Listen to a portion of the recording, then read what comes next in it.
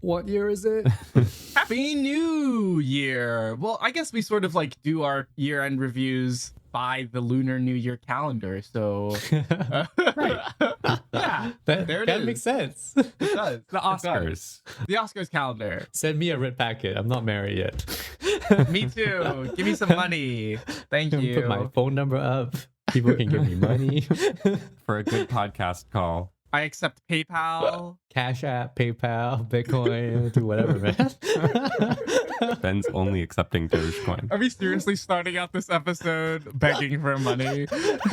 Oh, no, we make our own currency. Deepcoin. Deepcoin. Yeah. Why not? It's a good name. It's a good name for a cryptocurrency. It sounds like a conspiracy theorist currency. Deepcoin for the deep state. We'll make away with millions of dollars so we can fund this podcast forever. I'm Wilson Lai. I'm Benjamin Yap. I'm Eli Sands. You're listening to Deep Cut.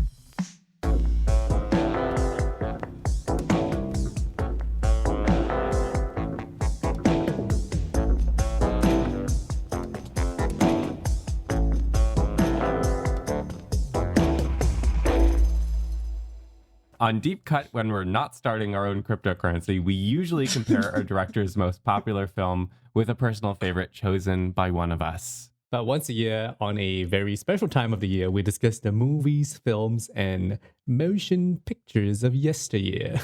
Well said. Was that your Diana accent? I don't know what that was. Your Spencer. And TV. And music. Also, don't invest in cryptocurrency. Like, the bubble has fully burst on this, right? This is not We all financial know. advice. No, yeah. Also that. Don't take financial advice from us. No, never from us. Never from any podcast, probably. It is our big 2022 year in review episode. Yeah. We will be covering our general feelings about our 2022 year watching. Ew. Year of watching. Edit that in. Year of consumption media. Yes. Media consumption. Dying of consumption. Great. We'll also talk about the general trends of the year in movies before moving on to shouting out some honorable mentions and closing out with revealing to you guys and also revealing to our fellow co-hosts Each other. our top 3 films of last year. And as always, the films that we discussed on this episode will be in the description of the episode, so there's no need to write these down. You can check them out when you finish listening. So, as we begin this episode, I want to ask, how was your movie watching this year, boys? Well, how was the year in general, I guess? Oh. I don't know.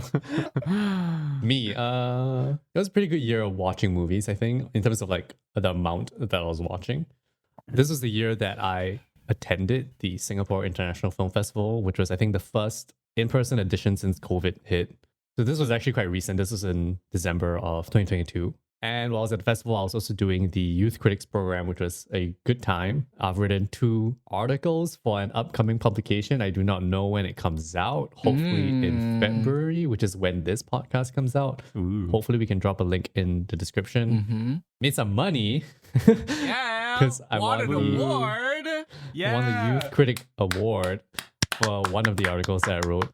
One of our own. Yeah, just to tell you what I wrote about. The first article is about this Japanese film, Small, Slow, But Steady, directed by Sho Miyake, which is about a deaf boxer. The article is about its approach towards deaf representation, which I found very fascinating, slightly problematic, something to dig into. Read the article if you're interested. And then the other one's kind of just a very small and quick review of the Indonesian film that won the Best Southeast Asian Film or Best Asian Film at the festival. It's called Autobiography, directed by Makbul Mubarak. It's a very confidently directed first feature. It's like a 7-country international co-production. Wow. It's good, but you can read my review to find out what I actually really think about it. I don't think it's bad or anything. It's definitely interesting to think about in terms of where movie making is going around the world. Also interesting to think about, since we've just recorded this episode about Sundance films with Russell Goldman. This is kind of in that wheelhouse of thinking about that as well. Yeah, so that's the festival. And I think other updates of 2022 is I discovered Kinio Tanaka's feature films. And I think that was like the biggest discovery of the year Yeah. in terms of movie watching. If you don't know, Kinuyo Tanaka is a Japanese actress who was extremely prolific. She was very active in, I want to say, the 40s to like till she passed on. And she had a lot of collaborators like Mizuguchi, Ozu, etc., etc. She was a very famous actress at the time, but then she also directed 6 movies, and she was essentially the first female director from Japan. I watched 3 of those movies, and they were such well-directed movies and really give you like a different perspective or point of view of how you can direct something that feels still very similar to her contemporaries, but just filtered through a different person's point of view that is not the Japanese filmmakers that you already know from that time. We're often men. Exactly. And it was so special people watch them, and I think more people should see them to kind of add this dimension to the idea of what films from Japan in that period looked like and could have looked like, and what we could have expected more from. I think that's very exciting and something to look into. And I started a new job Yeah. working at the Asian Film Oh my Archive, which has been goodness. interesting and new. I like it. That's me. So proud of you, Ben. You had a Likewise. really good year. Thanks, guys. Should I go next? Yes, you can go next. Okay. This year for me was a very interesting year. I think personally there was a lot of things that happened. I'm not going to get into it, but I think that sort of informed my movie watching, which sort of was, I got bursts of energy to watch a lot, and then a lot of periods of time where I didn't watch that much, which was sort of unlike previous years where I had the stamina to get through a full year of like full movie watching. I don't know if it's like I'm getting old, or I have less time, or What? I have a job that I need to like spend time on, or I'm just tired. It feels like I'm just giving excuses, but I was still quite happy with all the movies that I caught this summer, especially traveling and seeing you, Eli, in New York, and catching a few movies with you and going to a lot of rep theaters there. And also seeing you as well this summer, Ben. That was a big highlight. The movie was Hot Pot. Just as good as any movie IMO.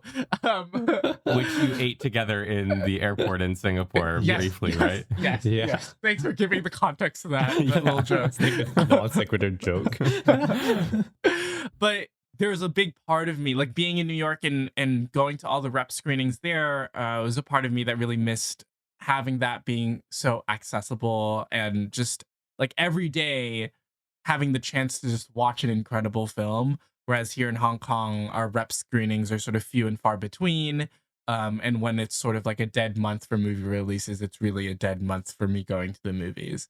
But that being said, I discovered, or I dove into a few filmographies outside of the ones that we covered on the podcast this year that I hope to cover soon, that include the late and great Mikio Naruse, which has been an ongoing project that I am hoping to finish in the next couple of years, where I watch the whole filmography. I also really got into Ernst Lubitsch this year. There was a retrospective of his that was playing at a local at cinemas here in Hong Kong this year. And I was happy to catch a couple of them, realize that they're sort of the greatest old Hollywood movies that I've ever seen. So went a little deeper, just always fascinated by, or not fascinated, but impressed by his writing, the direction, and the performances that he gets out of his actors. Always a joyous time with Lubitsch. And also Terrence Davies, my queer man, got into quite a few of his movies this year. Really emotional, powerful filmmaking. I want to save this for when we cover him, because we can take our time and cover him. But it was a big joy catching his movies this year. I went to the Hong Kong Asian Film Festival as well towards the back half of the year. Caught a few small Asian films that I really enjoyed. I will shout out one later on, but I also caught Small, Slow, But Steady, the one that Ben did his award-winning write-up on and enjoyed it quite a bit. Stop. But yeah, good year for movie watching. In general, a little bit of a bump, but still a decent year. Very nice. Okay, how about you, Eli? Yeah, how about me? I have been thinking about this a lot since the topic of my movie watching came up in one of our episodes on Miranda July, forthcoming miniseries. I would call this a year of very serious change in my engagement with movies overall. So this was the year that I more officially decided that I don't want my primary career to be in filmmaking. It's my first year teaching full time, and I'm really loving it. But necessarily that means that I have less time for movie watching. In addition to that, I'm no longer writing screenplays for fun, and I don't really get ideas for movies. My art making mode of choice these days is making music, which I also very much so love. I'm still reading my friends' writing, and that's the primary way I engage with movie making itself. And, you know, it bears saying for the first time on the pod, really, since we covered A Hero in our deep cut upkeep on Asghar Farhadi, that the revelation that not just A Hero, but potentially most of Asghar Farhadi's filmography is plagiarized, allegedly. Slightly plagiarized. At least slightly in some cases, more so in other cases. Yeah, because there was that big article that came out after we released that episode that really went back through his filmography. Yeah. Where like everything's a scam. Yeah. Yeah. Him being, I mean, it's hard to say at this point if he is. At one point, he was my favorite director. And to have that be rocked really makes me question the method or purpose with which I approach movie viewing in general. I think I didn't really recognize it at the time we were recording that episode on A Hero, but I'm a little rocked by that experience. That's rough. It's almost like the auteur theory. It's a little the auteur theory that we use to define our episodes for this podcast. Yeah. It's problematic. Sort of burning down, huh? Yeah. I mean, and that's something that we talk about and know theoretically, but yeah, it's a different thing to really feel a shaken in trust in how you approach a whole art form. Yeah. Yeah. Movies in summation are no longer really my primary passion or ambition in life, but I still have the desire to engage with them emotionally and critically, to implement them in my life. And I'm asking who I am as a movie watcher, less from the standpoint of taste than purpose. So when I think about what I want or need from them, it's less for pointers on how to make movies or assessing quality than what it lends to me experientially and intellectually in a broader life sense. And I want that enjoyment. I think that's almost like maybe the only way to interact with movies sometimes. Yeah. Like, especially when I was having all these conversations about like the role of film criticism during the youth critics program, and like thinking about, like what are you doing when you are a critic? And in the end, all you can really do is like come from a personal perspective. And more recently, I've been thinking, when I look at a movie, all I can really tell you is whether I liked it or not and for what reasons, but I can't really tell you if it's a good movie for you or like for other people. But what is even like good filmmaking anymore, right? Like I feel like the range is like, I don't know. Like I appreciate a lot of lo-fi filmmaking that like doesn't go by classic filmmaking rules, but who cares? Not who cares, but like who cares if you like a movie that other people don't like? It's like as long as it's like good for you. And even in going into the rationale of why you think it's good for you, there's a trap in there as well, because the goal of that is not to justify to your reader why you like it. It's to examine yourself and your engagement with that movie. I am enjoying currently writing longer reviews on Letterboxd. One of my recent favorite pieces of writing that I've done was on Tar, and it's about how, we'll talk about this shortly, I'm sure, but how it has sort of reframed a little bit how I think about sound in my day-to-day life in general. I'm also watching movies so that I can talk about them with friends and create podcasts about movies with you two. Yeah. If those are the only things I get out of movies nowadays, and it's not solely that, there's still the experience, then I'm content. So that's where I am with movies at the end of 2022. In terms of the movies themselves, yeah, it was an all right year. Yeah. Yeah, it's all right. Yeah, you know. Let's talk about this year in movies. Let's shall. Should we just talk about general? We were just about to get into this before we started recording, right? And I said it was a strong mid-year. Strong mid-year. What the hell is a strong mid-year? But do you think that, like, because last year when we recorded, I think the past 2 years we recorded, I was like, oh, this is still holdovers from COVID, holdovers from COVID, Right. holdovers from COVID. Do you think that this is still a holdovers from COVID kind of year, or were the directors that were releasing films this year were like stepping up to bat, like, let's make a movie, like, let's make a real ass movie this year, and this is what we ended up with? There were real tush movies this year. Yeah, for sure. Yeah. Wait, what? Tush movies? Yeah, real tush movies. Yeah, real ass movies. He's a teacher. He can't say ass on mic. I think the pandemic, I mean, we are a pandemic podcast, but That's true. these films came out, and I think the films were better, but then I also think I became a person that was more selective about the films that I wanted to say were films that I really liked. Yeah. Right. Even when the films were improving, I was also being more personally critical of the films I was watching or the things I was expecting from films. Yeah. That kind of made it seem like everything became more mid in that sense. Yeah. And like the films that I maybe thought were good but not great this year might have been great if you asked me 5 years ago, if they had come out 5 years ago. I think that's kind of what's happening with my taste and my experience of the movies. And I think when I say it's strong mid, I'm saying that there was a lot of good movies this year, I think. And I think for every kind of audience member, that was something for you this year. Yeah. It's just not so many films for me felt like they really like crossed that line of like great films. Yeah. Mhm. And even the films that have crossed the line for me, which we will talk about, are films that have some problems. You know, comparing with like 2021 felt somewhat similarly as well, where I had like a very strong number one, which is Petite Maman. And I was just like, this is a movie. Yeah. Everything else, Yeah. nothing bigger than Petite Maman. Oh, Great what a movie. movie. Yeah. We just need Celine Sciamma to come back next year. What about you guys It- in general? How do oh. you, what about you guys in general? How do you feel about the quality of films that came out this year? Right. Yeah.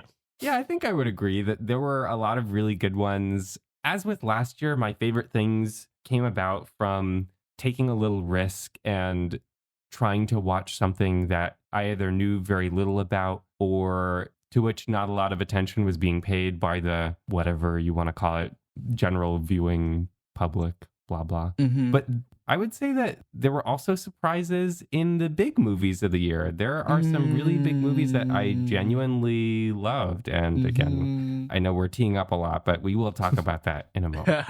So I'm pretty content with 2022. Yeah, I liked Yeah. this movie year overall. I was pretty happy with this movie year. Yeah. Like, I set out to, at least for 2022 movies, I wasn't so eager to catch new releases as I was previous years, especially because new releases being new Hollywood releases. And I sort of pick and chose the ones that I wanted to go see. And looking at my year-end list, I'd say like basically 1.5 movies in my top 10 are from the US, which Oh, okay. is great. Great to hear. Great to see. Awesome. I thought it was quite a strong year for international cinema. Even the American fare that I saw was pretty decent. I don't want to like start off by, well, I'm the last one, so I can start off. I don't want to start off by talking about the big blue Na'vi in the room, but James Cameron released his massive follow-up to 2008's Avatar and made a shit ton of money and made a damn good film, in my opinion, as well. So props to him. I think he maybe is ushering in this new age of moviegoing, post-pandemic age of moviegoing. A lot of people were like, oh, Nolan's going to do it with Tenet, oh, Top Gun Maverick's gonna do it this year. But I think that definitively Avatar making a shit ton of money and everyone decently enjoying their time and maybe even going back to see it again like I did might be the big like movies are back movie. What do you guys think? Of Avatar? Or the reception to Avatar? I have like a bit of a spicy take. Ooh. I mean, I enjoy the experience of watching Avatar. It was like a roller coaster ride. And when I was talking to my colleagues about this, like it was like, oh, this is like a theme park ride movie. It's like 4D.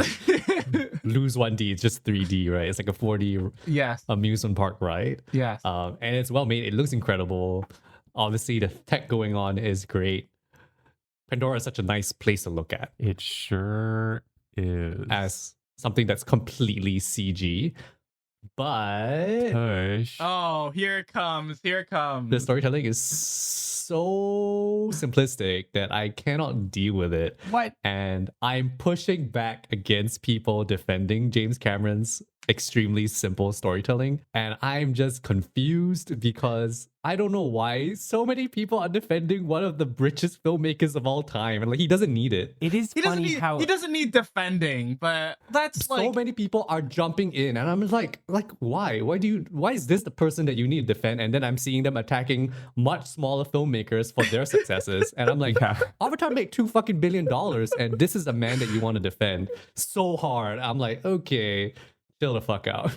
I think I know why. You are right that it is funny that Avatar The Way of Water has become something of an underdog in tone in the way it's discussed. Like, what the fuck? But it's coming out at a time when everyone is exhausted with Marvel. yeah. And I think that is the thing that helps Avatar The Way of Water because Yeah. it is well made, good to look at. The story, regardless of what you think about the complexity, is at minimum serviceable to get to a good experience Mhm. in the movie theater. And it feels like it is original fresh property because it is not pre-existing superhero material. Now, it's a continuation of what's going to be Yeah. a massive franchise. So It is a franchise. it's sort of a false feeling. Like, I find it very weird. But okay, no franchises are governed by one singular director except for this franchise. As a podcast that covers directors rather than like a group of producers building a franchise, I think there's something to be said about how he was the one that's able to do it. He's like the one of the only ones that is able to do it. Yeah. The simpleness of the plot and its aids in its 4-quadrant appeal. I don't know. I still will defend James Cameron Stop. because This man doesn't care about you. That's the thing. yeah. You know, he doesn't give a shit. He just wants you to make him the biggest man in the world. And I think Okay, fine. And everyone, everyone has seen the movie, so I'm not gonna be like, oh, go see the movie because you fucking seen the movie. yeah. But Oh Jim's got me. Awa's got me. no. Piacon, help. Yeah, I don't know. This is the last I'm gonna talk about this. Like, this is how much I want to engage in the freaking discourse about this movie. Okay, I talked about one and a half movies were American movies, and the one movie was Avatar: The Way of Water. That's cleanly in my top 10 and probably the best blockbuster I've seen this year. Interesting. Yeah. I would say that Avatar The Way of Water is hands down the best blockbuster I saw this year. Yeah. Of maybe the like 2 or 3 that I saw. It's emotionally engaging. The acting work is really impressive in this one. I agree. Like a massive step up from the first movie. Agreed. Definitely, yes. Yeah, and I love the family stuff. It's been so hard for me to be excited about sequels to things, and I am very excited for Avatar 3. Like it's hard to say, and I think because for me, Cameron was a director that kickstarted my love for films. Mm-hmm. You can say that Wong Kar-wai was the director that kickstarted my love for like art house cinema, but pre that, like as a child, like as like an 8-year-old, like I fucking loved James Cameron's movies. They were invigorating, they were action-packed, they had kids in them that I could relate to, and I wish I like was in those movies. They appealed to me as a child, and they still appeal to me now. And I think it's great that he's doing what he's doing despite everything else going on in Hollywood. Okay, I have a hot take. Go for it. Based on what Wilson is saying and a piece that I read that I wish I could attribute properly, but it might have been a Letterboxd review.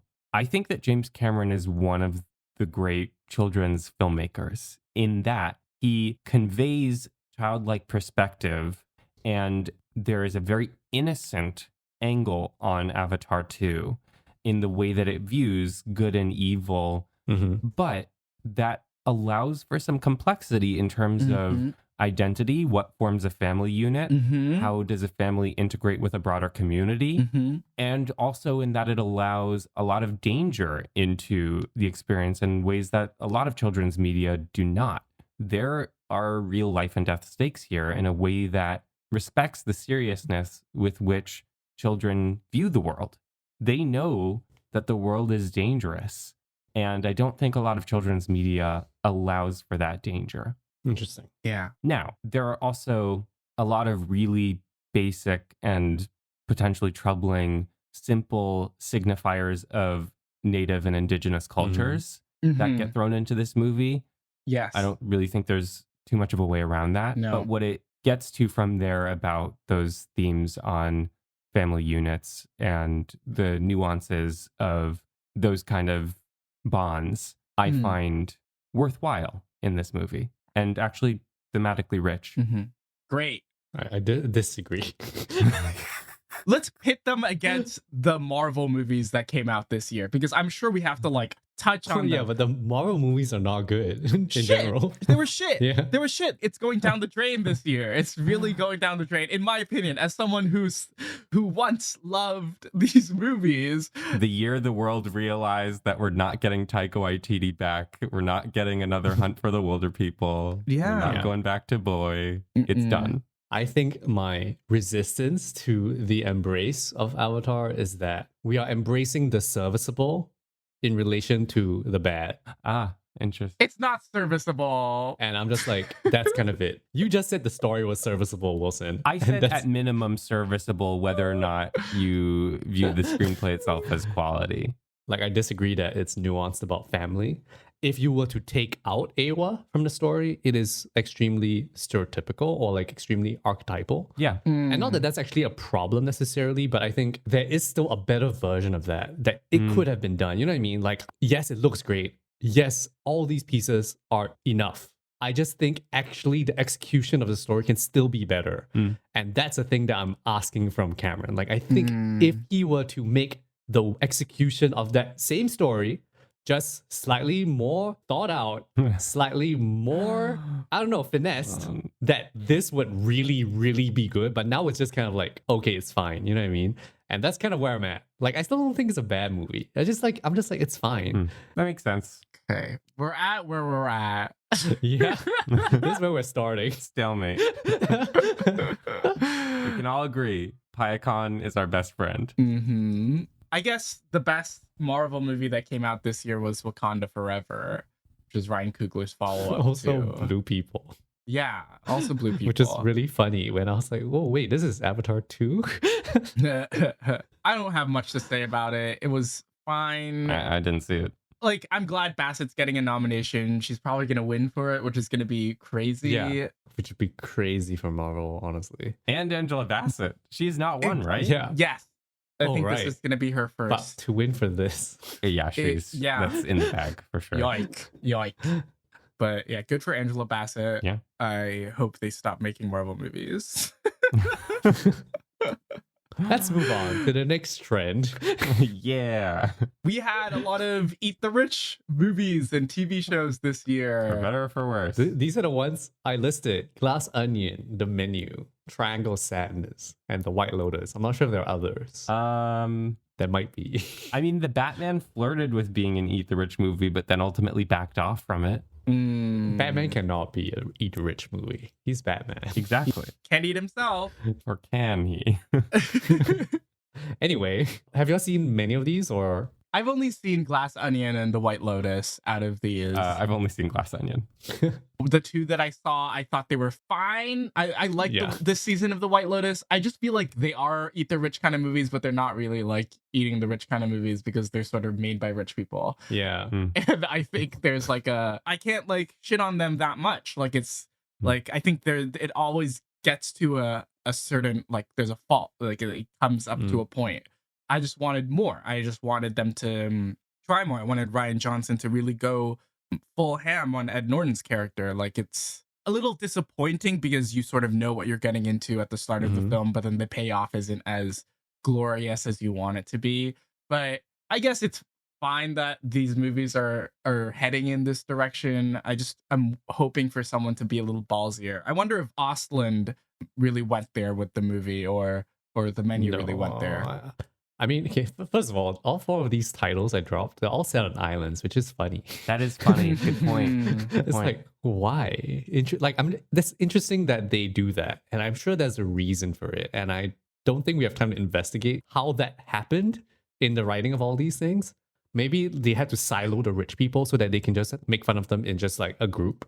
And also film in more isolation in the pandemic, probably too. Maybe. Yeah. But also I kind of realize that it means that it's a way of separating them from other people in terms of like the storytelling. Although like the menu, Triangle Sadness and White Lotus are about class divides within those islands, I guess. Right. My problem with all of them is that yes, they are made by people with money and that's not in itself an issue. My problem with them is that all of them show you rich people as stupid. Yeah. Which I think I've like told both of you before, which is that when you do that, then you're just making fun of them and just characterizing them as stupid. But then that doesn't really eat the rich. You're just making fun of them. And I think that mockery doesn't really do anything for that type of story. The only one that I think doesn't really treat them as stupid is the White Lotus, but it's more about them fighting each other because of more interpersonal issues. And this So it's not season even wasn't really really about this season was really about class divide. It was about these interpersonal relationships. Yeah, so like it wasn't really an eat the rich movie, but the other 3 definitely were about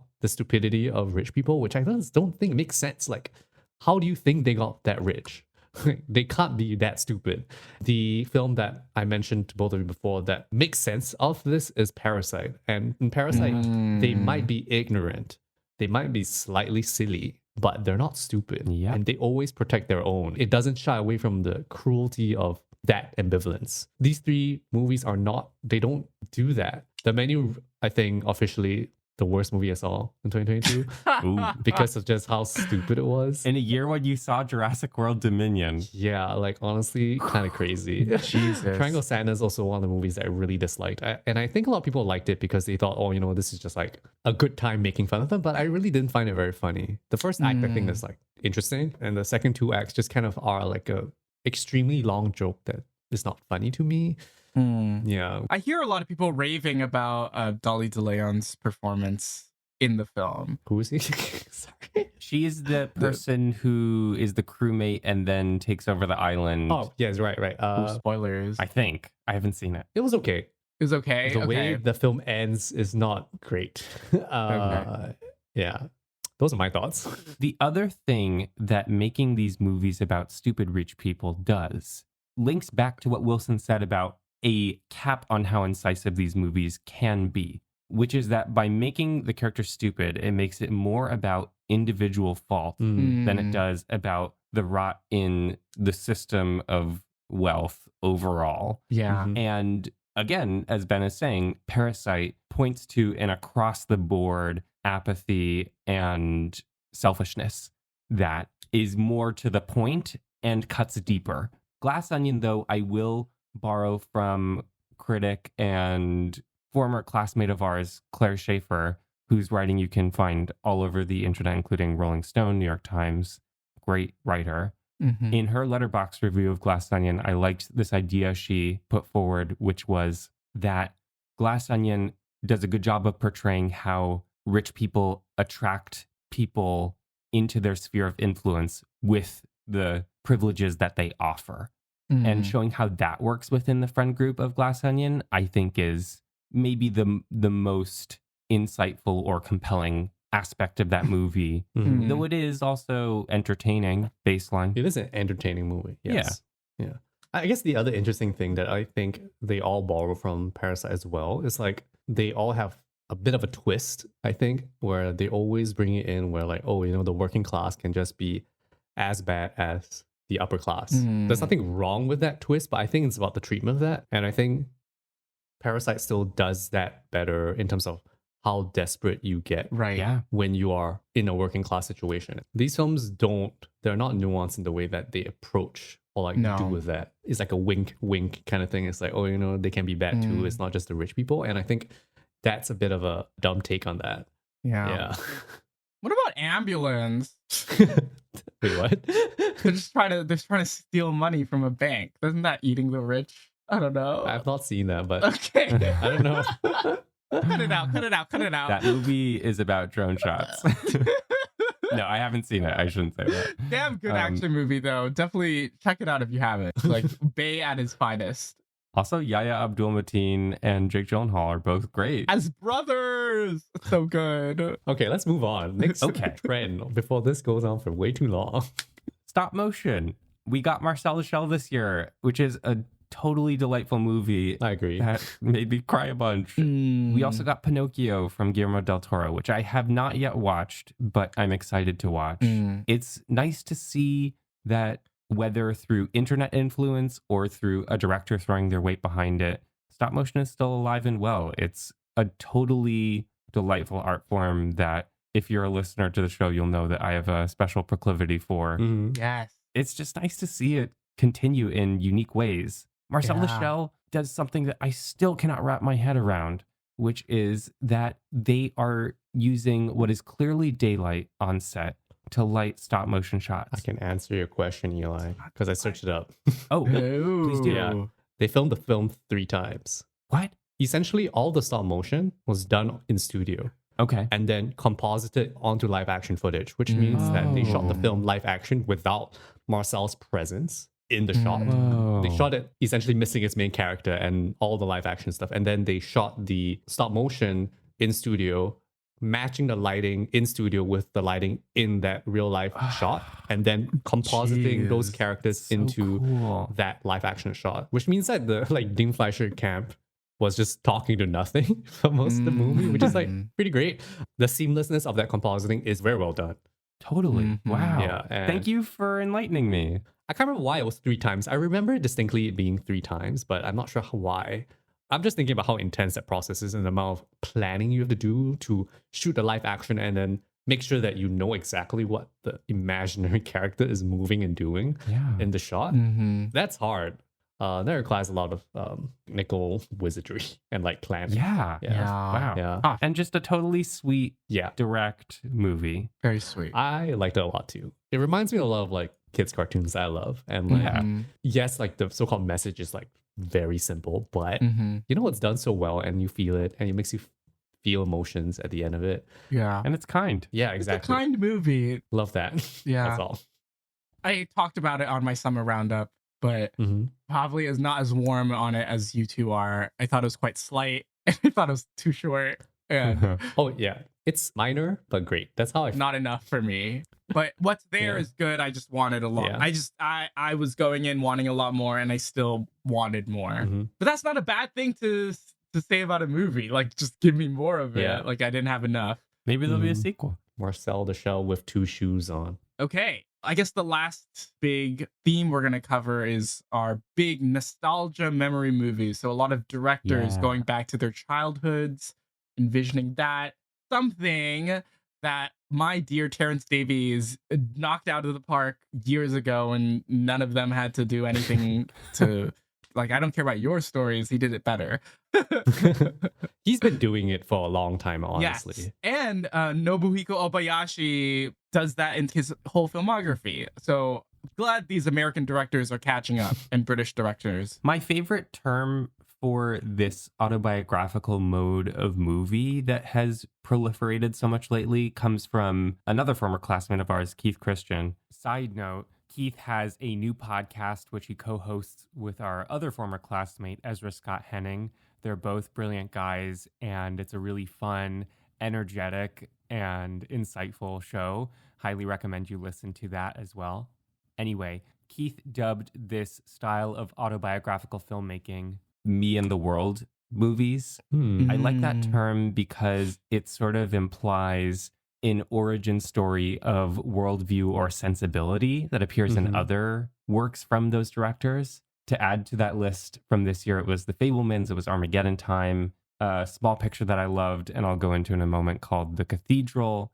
There was Aftersun, arguably. I think the newest crop of this comes from Roma, and everyone looking at Roma Right. at Kenneth Branagh and being like, oh, black and white. You could also loop in from this year Bardo or the something about the subtitle, ignorance, something subtitle. something I didn't see, something. Yeah, I don't know. Good for Darius Konji though. Where do you guys land on these specific me and the world movies from this year? Maybe let's start with The Fabelmans. It's continuing a trend from 2021. I haven't seen The Fabelmans. It's not out yet here. Wait, Wilson, have you? Yeah, I love The Fabelmans. Pretty great. After shitting on this, I think Spielberg gets a pass because he made a really, really good one. What about it makes it good? Like, you know? It's hard. It's just the feeling. Like, because I, like, as someone who grew up, like, always interested in how things look and how things run, and having that sort of like filmmaker oriented mind, I just immediately understood what little Sammy Fabelman felt holding that camera and shooting that train crash, his toy trains, the first time. I was just like, yes, I get how that feels, and I get how it pulls you in. It's entrancing. Spielberg just captures that emotion so well. And I think the family stuff is really well done. This whole like relationship that he has with his mom, and that crucial scene where, there's a lot of crucial scenes, but there's a scene in the middle of this film where his family's having an argument, and Sammy's sitting in the staircase looking at them, and then through the mirror you see Sammy not sitting anymore, but actually holding a film camera and shooting this argument that's happening with his parents. And the footage goes to 16 millimeter. Yeah. That you're viewing. And that thing sort of encapsulates the movie as a whole, and his desire to capture not only the good things in life, but also the pain that exists inside him. It's just so beautiful. And also, like, I don't know, is Sammy Fabelman a little gay? I don't know. It could be. Could be. For me, there's a very compelling and convincing honesty and authenticity in what Spielberg portrays about himself, but also that is heightened and somewhat fantastical in tone in that way that he is so known for, well deservedly known for. That fascination with movie making from a young age is like, I recognize that. The Jewishness of it also feels very satisfying to me to see on screen, particularly a scene with Judd Hirsch as an extended uncle when he shows up at the house and talks to Sammy about life and art and family. It's so delightful. It's so delightful. It's a great one scene performance. Yeah. So many great one scenes as well. Like 40 for Jesus Girl, so fucking funny. Well, okay, I was going to say that my belief in the movie almost totally crumbles in the third act once the family moves to California and he enters high school there, and it becomes about this Jewish versus Gentile inauthenticity of standing behind a camera, popular versus unpopular kid, almost pat high school stuff. Yeah. It's amusing, but it doesn't hold as much water to me, and it threatens to buckle the movie in a way that I would link to how Ansel Elgort's presence in West Side Story from last year almost threatens to buckle that movie, which I also think is similarly almost great, except for that one key component. Yeah. I think that Spielberg wanted to do the high school stuff just so he can get to that John Ford ending. Interesting. But I don't even buy that John Ford ending. It feels like a really weird, again, like I love David Lynch, great one scene performance, but that's a weird point to end on for a movie that so pointedly is about him and his family unit earlier in the picture. Yeah. Maybe too expansive for its own good. I think so. I think it would have done better to either skim through time at a clip as it does earlier in the movie, or just focus on the years that he's with his family the most. Do we want to talk about Armageddon Time as well? I really loved Armageddon Time. Yeah. I know that Ben didn't feel as strongly about it, but to me, that movie really troubles itself and makes itself uncomfortable to watch in a lot of really unique ways. And it also portrays a childlike perspective where, as opposed to what Cameron's doing and imbues that perspective with innocence, Gray is making children complicit in the manner in which they're raised. Another really Jewish movie, and that is really exciting to see that authenticity on screen for me, particularly a New York Jewishness that my father grew up very close to. I watched that movie with him, and it was really fun to see him recognize a bunch of aspects of life shown on screen from his own youth. That's so sweet. I think one of the main things I was pushing against, I don't think the central child performance is extremely compelling. I agree. It's not great. He's not the best cast, I feel. I don't know. Like he's doing a kind of shitty kid performance. And I love a shitty kid in a movie.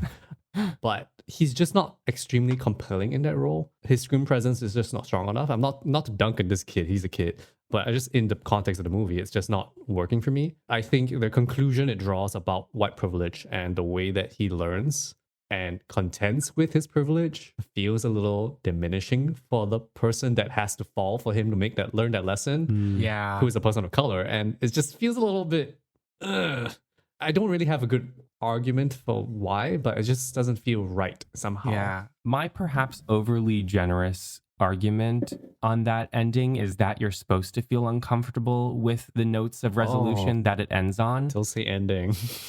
Yeah, especially that very ending. I don't stand too firmly by this argument, and I could very easily be persuaded away from it, but I think you're supposed to be a little skeptical of the self-placation that comes from his grandfather's ghostly presence and from his father at the very end. Yeah. Sorry, Armageddon Time spoiler. Yeah.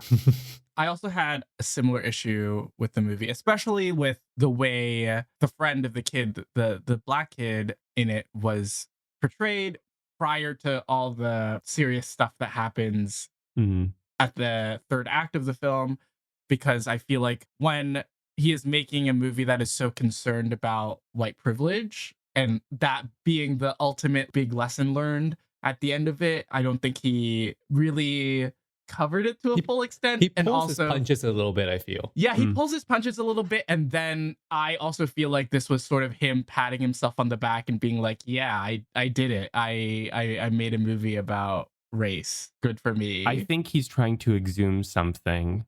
I don't think he's patting himself on the back, but I think you can easily argue that he doesn't engage with it in a way that is satisfactory. Or not pat himself on the back, but some, like, I thought it was sort of like a forgiving myself for my past actions by making this. Yeah, I don't agree with that, but I think I don't agree with that either. We'll see. But it definitely doesn't dig deep enough. Yeah, perhaps. If he's exhuming something from his past, Right. he's not going deep enough for him to really contend with it, or like for us to contend with it with him.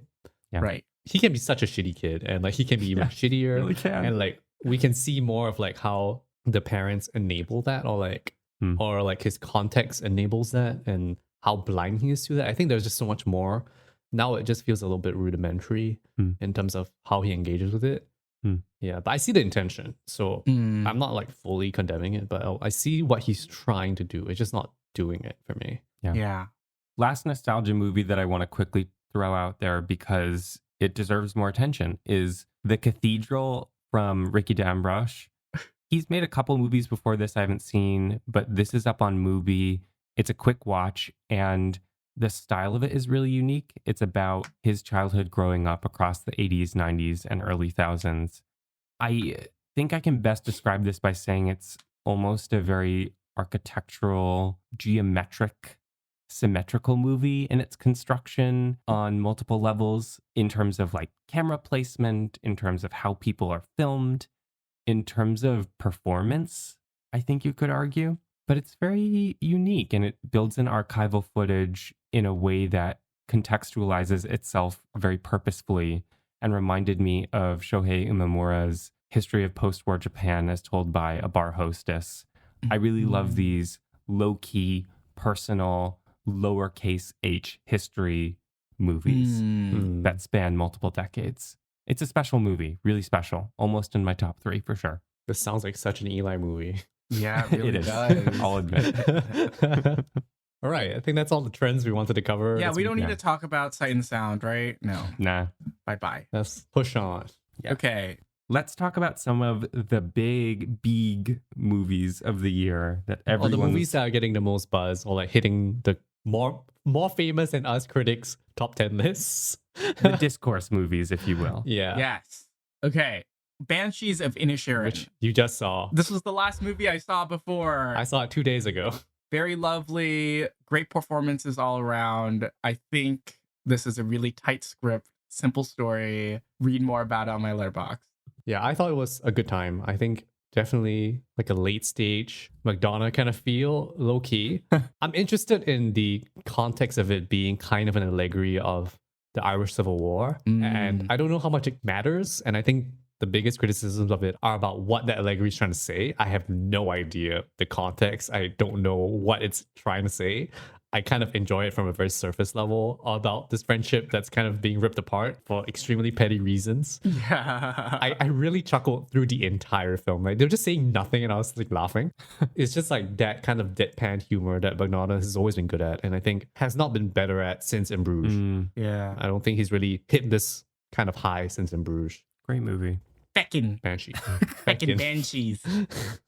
I was reading some Letterboxd review and saying that, Inisherin just means Ireland island, which is really funny. And I think part of why it's a film about Ireland, it's like a microcosm film. That's how the allegory works. Yeah. But anyway. Yeah. I feel obliged to drop that Yes. I've heard, in particular, from a writer who I've become enamored with this year named Frank Felici.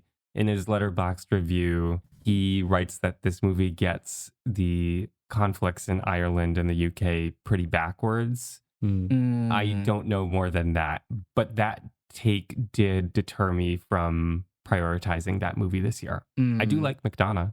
He kind of showed his ass politically with 3 billboards, but In Bruges is great. I think it's like it doesn't really wear the allegory on its sleeve. Yeah, it's not very obvious. At least to me. I was like very like, okay, these are people. Like you could know nothing. And I think I went through the whole thing knowing that I'm sure there was something here, but like I don't know anything and like just like watch it on a surface level. Is that a good way of watching that movie? I'm not sure, but it's a way to watch it. Yeah. Okay. Next movie is Alphabetically, Who directed this? Who directed it? Who directed it? Matt Reeves. Matt Reeves. Oh yeah, Matt Reeves is the Batman, starring The Batman. Robert Pattinson as our new Batman. This was my favorite superhero movie of the year, Same. probably by a wide margin. Same. Yeah. Oh, it was the only superhero movie I saw of the year, but It looks great. I think it's as challenging as a superhero movie today can be. Rob Pattinson is really great. Like builds tensions super well. The action set pieces are gorgeous to look at and just very well designed. If this is what is coming out every year from the DCEU, I'm more than happy to claim that as the best superhero production company body. Very good stuff. It's exciting. did you have a favorite set piece, Wilson? I think the final stuff when the center is like underwater and the lights are out and it's like the red light. It's so gorgeous and beautiful. Like Expressive. it's so painterly. Some of the shots of it's just really, really damn good filmmaking. Yeah. Yeah, Greg Fraser is knocking it out of the park with this and the Dune stuff that he's doing as well. Totally. Sorry, what's the DP's name again? Greek Fraser. Greek? Oh, yeah. Greg Greg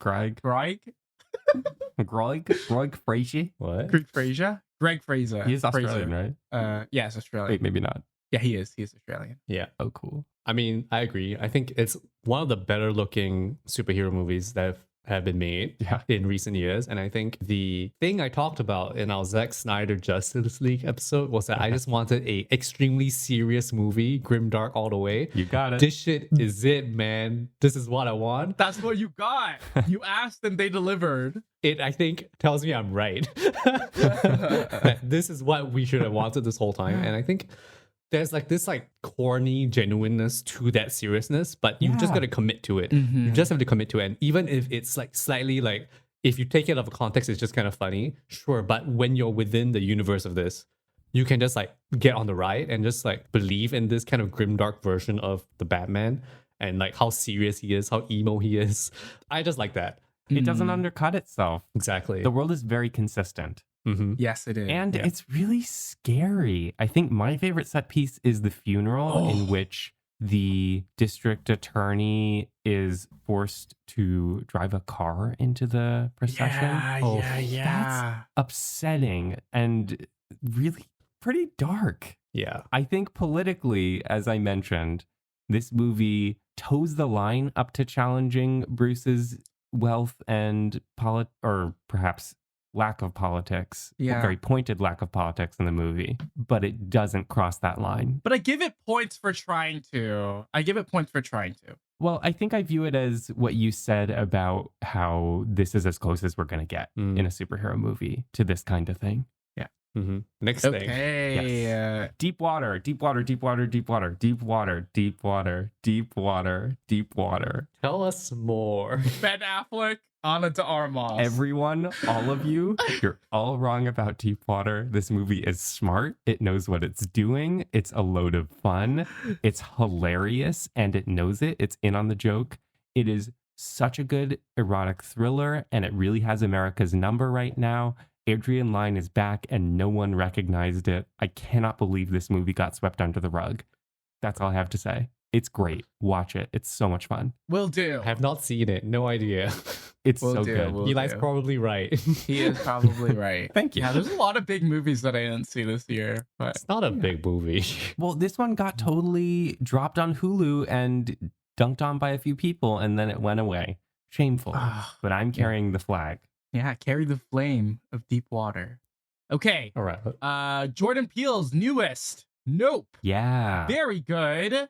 Surprisingly snubbed. Completely snubbed by the Oscars. Yeah, shamefully. Really shameful, because I think outside of the big categories, the craft in this is incredible. I think it looks so good. The sound design and the sound effects work is insane in this. It's so good. It's very impressive sounding and compelling horror movie.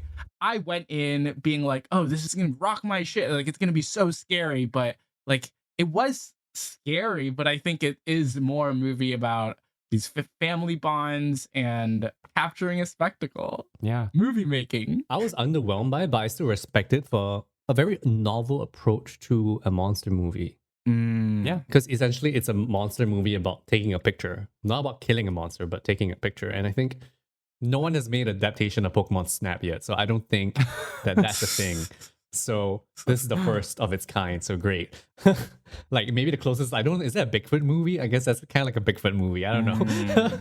But yeah, I think I give Peele kudos for like where his mind goes and like the ideas that he has, you know, and it's very original in that sense. Kind of the current heir to Michael Crichton in terms of the best premise writer in Hollywood and possibly best concept executor in Hollywood. Yeah. He also continues to excel with casting and getting great performances, with suspense and building tension in his direction and editing. And as Wilson says, all the below the line stuff is just impeccable. Especially a film about below the line people, basically. Totally. Yeah, that's good true. point.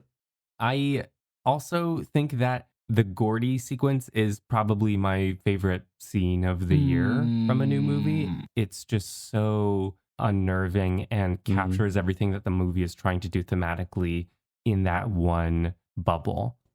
On the topic of theme, I think it's pretty scattershot, and Jordan Peele does a lot of table setting, but doesn't actually serve the meal of theme, to belabor this analogy. Yeah. I still think it's really good, and even if the theme doesn't totally come together into an argument, it's great. And the other thing that I want to see more of is it bisects itself between the Stephen Yeun character and the main family. And Yeah. I don't feel the family bond enough between Kiki Palmer and Daniel Kaluuya. And Daniel Kaluuya. Yeah, I think that is the main thing that's missing. That bisection is just strange because like you need a movie like this to really be very, very cohesive and coherent. Yeah. And perspective oriented. But I think it's intentional in a way that I don't understand. Like, I just don't get it, but I think there is a meaning behind it because there's no way that he would just do that. No, there's a thematic coherence. Well, the way that they're pitted against each other feels thematically purposeful, but that comes at the cost of really solidifying that sibling bond that I don't feel here. I just kind of want to watch this Gordy thing as its own movie. That's kind of how I feel. Right. I'd be down for that. Right. Like a different version of this, maybe from a perspective of Gordy, could have been interesting as well, or a version of it without him. I don't know. Yeah. Well, that's a different movie entirely. Yeah, it's hard to figure out what's wrong here for me, but yeah, still solid. Generally. Totally. And I want more Peel. Give me more Peel. Always want more Peel. Give him more money. Next movie. Northman. Big disappointment in my book. Scared to see it. Robert Eggers also needs more money, but needs Final Cut. They took Final Cut away from him. They compromised the movie, and it really shows. It really, really shows. Oh, such a shame. It's not weird enough. Such a shame. That's right, Ben. Yeah. It's just not weird enough. Yeah. Also, I don't think the leads have any chemistry. It's not working for me. Totally. Yep. Okay, next movie.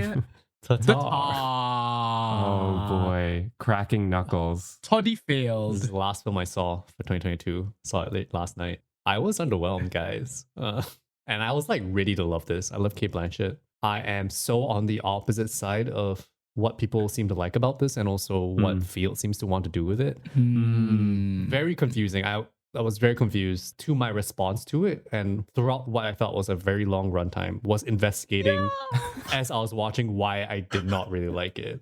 I was like, It's kind of a flummoxing movie because it's dressing itself up in a lot of panache and things that, I don't know, you said it best in your Letterboxd review. You said something like subtlety does not equate to nuance. or complexity.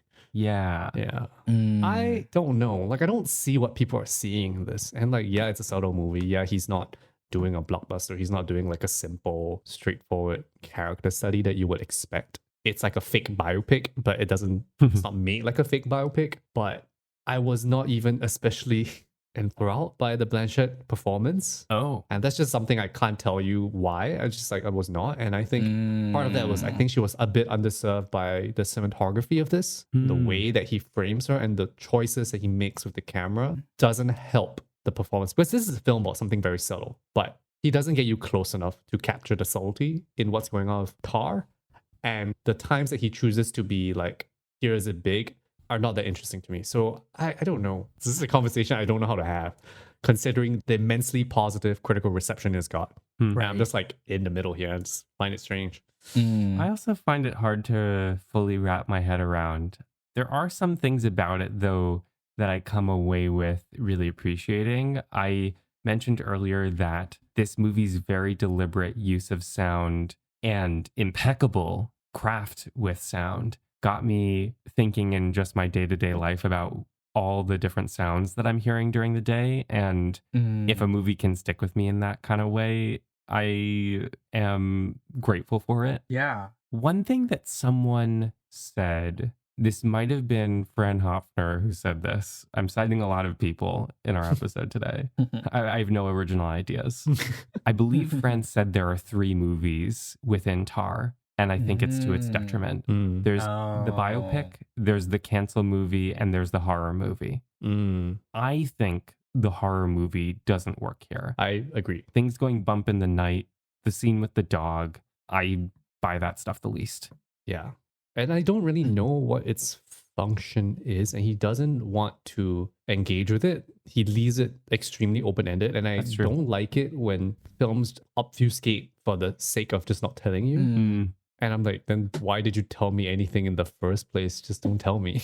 I suppose you could argue that it's asking you to form an opinion about Lydia Tarr, but there's enough in there that feels like it is swaying strongly to one side or the other. Interesting. That I maybe wind up in a similar place to you, Ben, where I'm not quite sure what to do with this object in the end.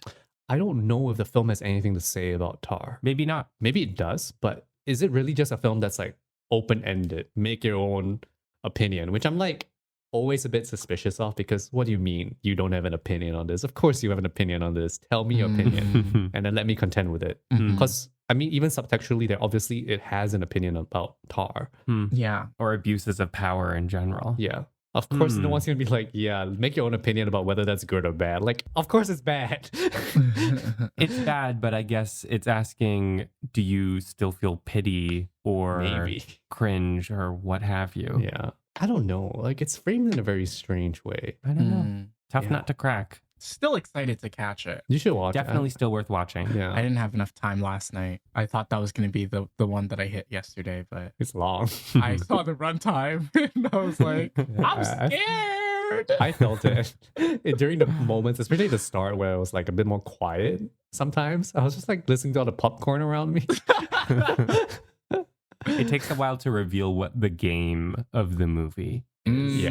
I love when you describe a movie as a game, though. That's nice. That's nice. It is a game movie for sure. Ooh, yeah, okay. I'm in. I'm sold. That's an interesting way of looking at it. I don't think I thought about it that way. Or like it became a game after a while when I was like not sure what it was. Another game movie, but the game is life and death and war. It is Top Gun Maverick. Pew pew. By Joseph Kosinski. I think a very, very solid action film. Tom Cruise proves once again that he is the king of American action blockbusters. I don't feel as emotionally compelled by this. I think similar to our conversation about RRR, but I think being more aware while watching this that this is just part of the military complex. Yeah. Like, I know you're supposed to get like riled and pumped up for this. I just didn't feel as pumped up. It was maybe the empty screening or just I'm just thinking about the American military. It was not yeah. But I think it's a well done action film. It's nothing against the film. I just didn't have the response that I think most people they desired you to have while watching this. Yeah. I think the kind of blandness of its context, of its military like thing, is like very Hollywood, but also like is what kind of makes it a little boring to me. Yeah. It looks great. I watched it in IMAX, I think, and I think Yeah. it's not exciting to think about. Yeah. Like the same way I'm excited about Mission Impossible. I'm just like, all right. Come on, give it to me. Unburdened by context. Yeah, exactly. Because that's essentially a fantasy movie, right? Like this is not really a fantasy Maverick movie. is trying its best to be unburdened by context because of its like unnamed evil country villain. Right. But it's just hard. I'm just like, this is the military. Yep. Yeah. Finally, in the big awardsy, buzzy, obligatory mention movies, White Noise, which is a book that I read earlier in the year, getting really into Don DeLillo, quickly becoming one of my favorite authors. I don't particularly love the Book of White Noise, but its prose style is very fascinating. And I wound up really liking the story more in its movie format. Good movie, weird, wonky at points, but earnest in a way that the book is not.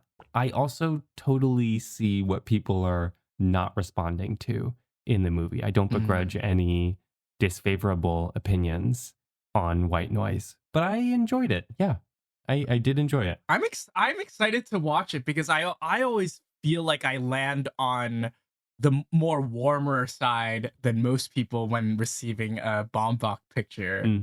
The only thing I know about it is it's about a Nazi professor, but or a professor about a professor that teaches about Nazis. He's not a Nazi himself. He founded this field called Hitler Studies, which the thematic and symbolic potency of that is you could run in a million directions with that.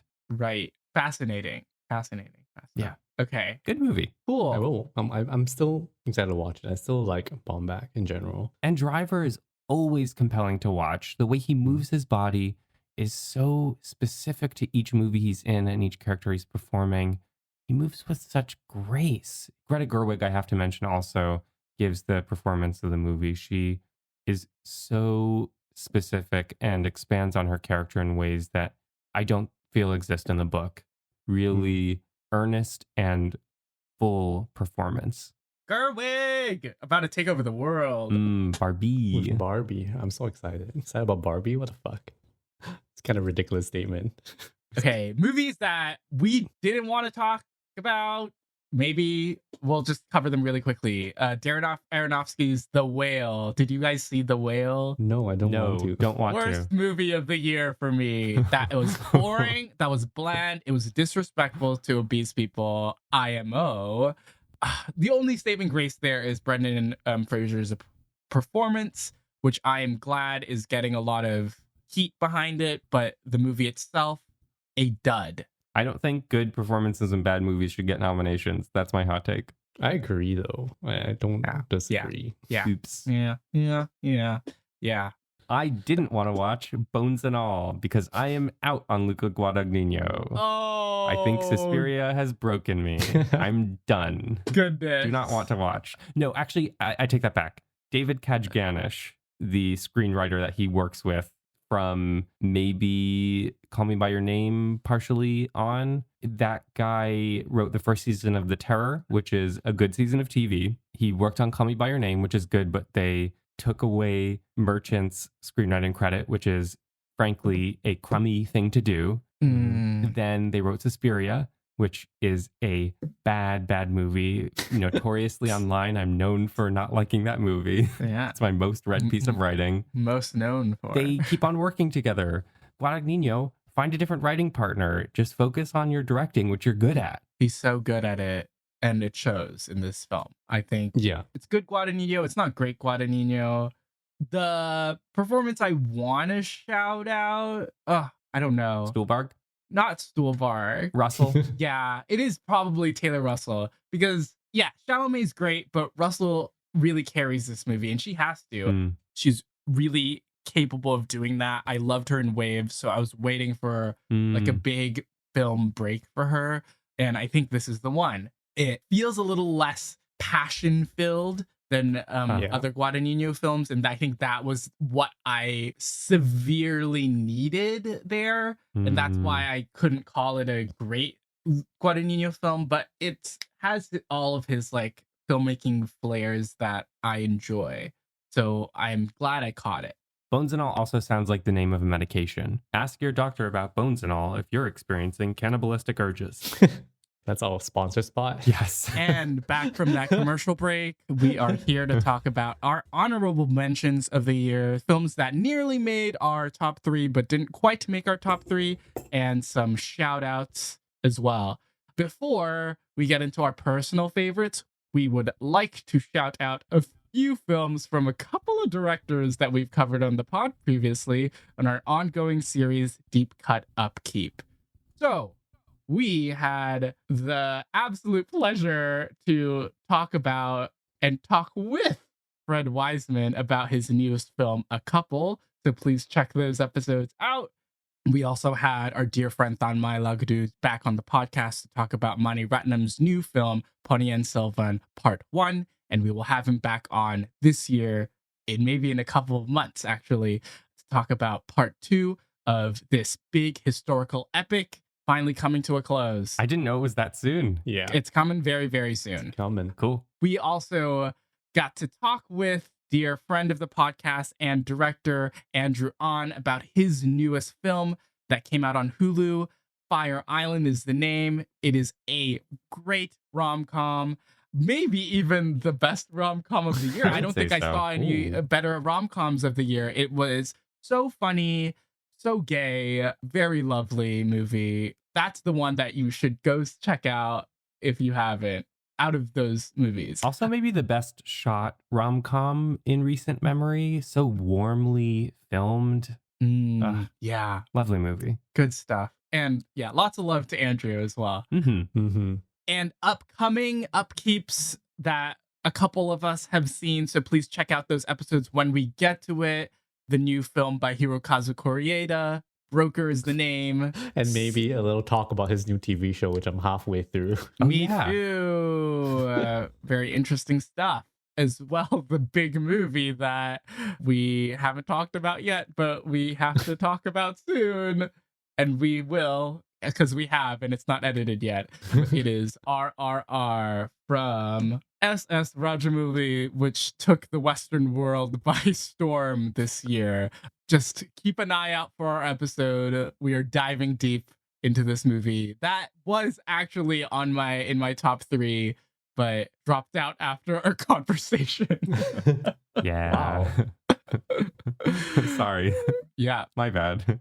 No, it's all good. That's all the movies that we've covered on our Deep Cut Upkeep episodes this year. We will continue to do this as the movies from directors that we've covered on the podcast continue to come out. So keep an eye out.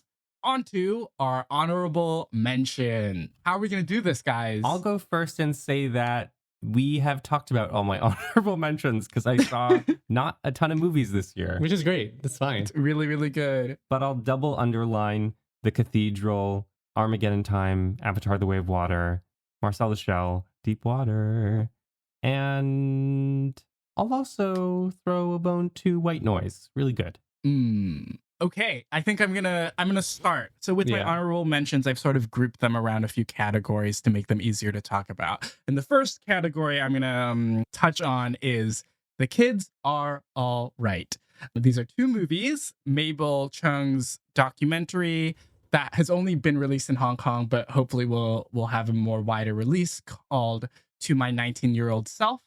And To My 19-Year-Old Self is a documentary that covers, it was commissioned by Chung's alma mater, her high school, and it covers 6 years where they picked freshmen, or maybe it's pre-freshmen. In Hong Kong, secondary school is sort of a mash of middle school and high school. So she picked a group of freshman girls to cover as they went on through the years of high school and middle school, and how their lives changed, how their priorities changed, and how Hong Kong changed around them. In its conception, I don't think they were thinking of it to be as important or speak to so much as it actually did.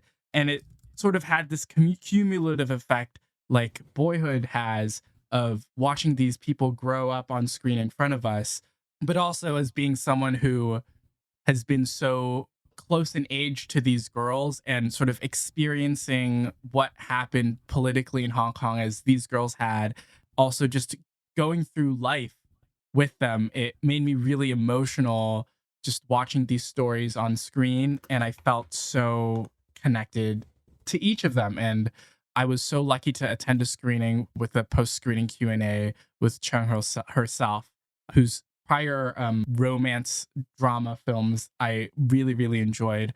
So it was really such a honor that I was able to see it and see her as well. That sounds great. Yeah, really good movie. Definitely put it on your watch list. Check it out. Will do. And the second movie in this The Kids Are All Right group that I am talking about is Teenage Emotions. Yeah. This movie is on Mubi, I think. In some regions. Yes. It is a film that's directed by Frederick Da. I want to shout out dear friend of the podcast, Alex Fabry, for writing a brief review of this on Letterboxd and putting this movie on my radar. But basically, this is Romare for the modern age with kids. Shot on iPhone. Shot on iPhones. By kids. Frederick Da was, to my knowledge, was employed by the school as a film teacher. And during this stint as a teacher at the school, he proposed to these kids to make a movie about their lives. So it was a collaborative effort between Da and the children who wrote parts of the screenplay. They filmed during their lunch breaks and recess breaks. They really cobbled this movie together, I think, right before COVID hit. I think COVID sort of cut this movie short. Yeah. But in its summation, it is a really, really wonderful film about these interactions and how being a teen can sometimes be the hardest thing ever because it fucking is. It's genuineness. Like, I don't think I've seen something so close to actual like teenage emotions or feelings that I've had. Like, I don't think I've ever seen something like that. I think the closest would be like Scum. This feels so real and in your face, and these conversations that the kids are having feel so natural. And even though they're not directly connected to each other, I didn't really care because I just loved spending time with them and being there with them. And I'm glad that Ben also saw this film and can speak to how great of a movie it is and how special it is. It's just about the genuineness of the interactions they're having. And he has a bunch of groups of kids who kind of each group is about something different about the teenage experience within the high school context. The fact that they're all kind of exploring different things, it doesn't feel repetitive between the different groups. Like you have things about friendship, about young romance. You got things about like masculinity. You know what I mean? Like it's all like pointing towards something that could have really been great if he was able to kind of finish it as envisioned. That's like the biggest shame when you watch it. You're like, if this could have like just run its course to really complete its ideas, this would have been like an incredible movie. But then even as it is now, like those individual scenes are already so special. Yeah. Like watching the kids like talk, or like the way that they kind of like say shit, but then like are like there's a lot of subtext happening when they're like saying stuff, and they're just like talking a lot of nonsense, but then you know exactly what's on their mind. Because first of all, the cinematography in this is terrible, but functional in such a interesting way because it's just iPhone shots, it's all close-ups, it's all almost just like there. Like in your face. And the frame rate is not great. I don't know what's going on. 30dp. But it lets you see what's going on when they're talking to each other. And I think that works. It really suggests what's going on within their heads, even as they're just talking with their friends, just kind of like about random stuff. Yeah, really strong. And I think the fact that it's written by these kids, it sounds really authentic to its current time, which is like teenagers in the 2020s. Yeah. Really a deep cut film. Yeah. Check it out. I'm just going to piggyback on your category, The Kids Are Alright, to talk about Girl Picture, because you also mentioned Scum. Girl Picture is also a Scandinavian film about young people in love. I actually do not know if they're in high school. It doesn't make any sense to me. I don't know how old they are. I think they're in high school, but it's impossible to tell because they're like too mature for their age. It's one of the films that, to me, is not especially special or novel or whatever, but the story is simple, but the emotions really work for me. It's done in a almost like a Sundance way. We kind of like talked about this, but I think it just works and made me feel a lot of things. And it's just about young love and about best friends. Definitely in my best friend cinema canon. Best friend canon. Great list. I just really enjoyed it. And then it brought me on this emotional experience. And the acting between the three leads, with three women, is so strong because they all embody different kinds of young adult women who are like, trying to figure out their lives and like what they're doing. Yeah, it just works. And I really liked it. I'm just to say the director of Girl Picture is Ali Hapasalo. It's from Finland. Another film that kind of falls under this Kids Are Alright umbrella was a film I saw at the Singapore Film Festival, which is Under the Fig Trees by first-time narrative director, I think, Erige Sahiri. It's a Tunisian film. I think the only Tunisian film I've ever seen. It's fairly lo-fi in terms of like its production, but it's really just about a bunch of young men and women working as fig pickers in a plantation. And then they're all young and flirting with each other and talking. It was such a nice time. Really kind of like gets to the root of what they're about. Actually, very interesting companion to Girl Picture, which is just talking about in terms of like what it's about. It's really just about young women talking about what their futures are going to be and like how they want to find love or like what they want to do with their lives. And really nice and like breezy kind of watch. One of the kind of underrated gems, I think, from the festival. Sweet. Okay. My next category that I'm going to go on is personal histories. I think this is a sort of broad category, but I wanted to group these films together. So there are three movies that I'm going to talk about that in this category. And the first movie is a director that I think I've sort of like been hyping myself up to getting to in my movie watching, but because of the sheer length and tone of his films, I think I needed a push. And I think because two of Lav Diaz's films played at Hong Kong Asian Film Festival this year, I sort of started my Lav Diaz journey. out of the two films I saw, one being the 7-hour, A Tale of Filipino Violence, and this more digestible 2.5-hour When the Waves Are Gone, I appreciated When the Waves Are Gone more. And this film is incredibly bleak and powerful. It is a film that chronicles the two characters during the years of Rodrigo Duterte's rule over the Philippines and his decidedly very violent stance that he put against drug users and drug dealers in the country, where he basically let citizens conduct killings for him of drug pushers, as he would call them, on their own, and they would just get away scot-free, which has led to devastating consequences. When the Waves Are Gone sort of chronicles two cops in this world of Duterte's Philippines and their descent into hell as they come to terms with their own lives and the decisions that they've made, but also one cop has it out for the other and wants to kill him. It is a slow burn, but so highly engaging. The performances in this are fantastic. The two-hander at the middle of this movie of John Lloyd Cruz and Ronnie Lazaro are probably two of my favorite performances of this year. It is shot in 16 millimeter black and white, which has been a first for Diaz and his cinematographer, who were happy to return to their film school roots to shoot this. Very, very good stuff. If you're into the slow Asian cinema kind of thing. Another slow ass movie that I saw very recently, this is the second last film that I saw before we recorded this episode, is this film called Tren que Lauken by Argentinian director Laura Citarella. So this is a 4-hour and 20-minute movie. Nice.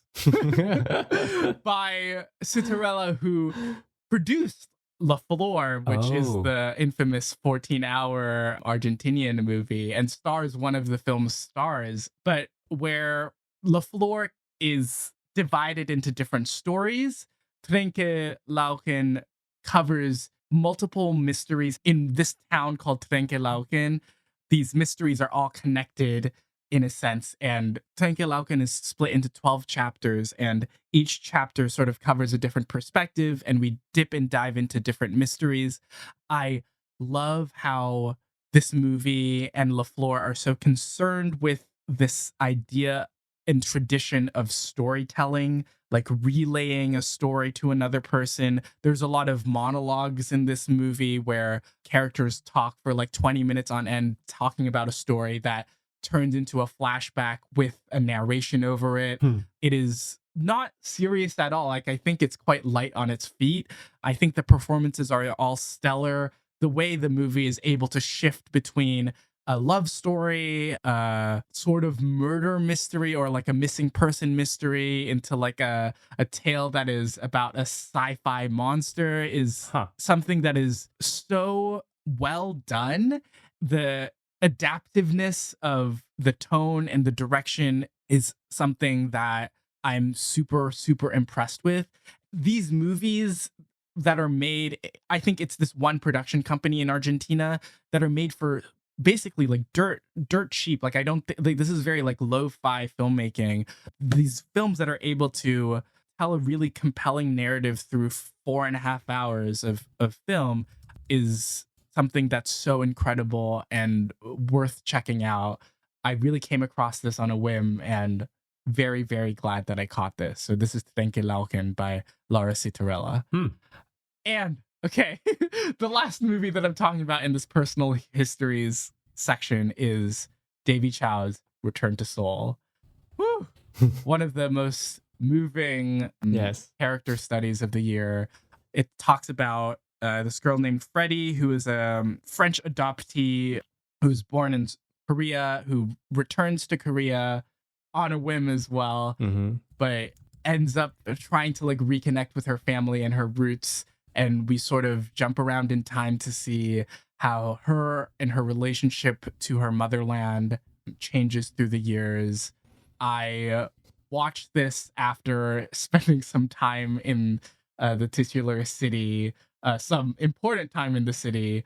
Although our stories don't align, I felt very similarly to the way that Park Ji-min's Freddie feels a lot during this film, and I think it really spoke to me on a very, very deep level. And her performance this is a first time performance, and it is outstanding. It is incredible. It is spellbinding. I am so enamored by this performance in this movie. Yeah, check it the fuck out. Check it the fuck out. This was one of my highlights from the Singapore Film Festival. It was so strong in terms of the way that the character shifts and morphs through the kind of 3 times that she returns to Seoul.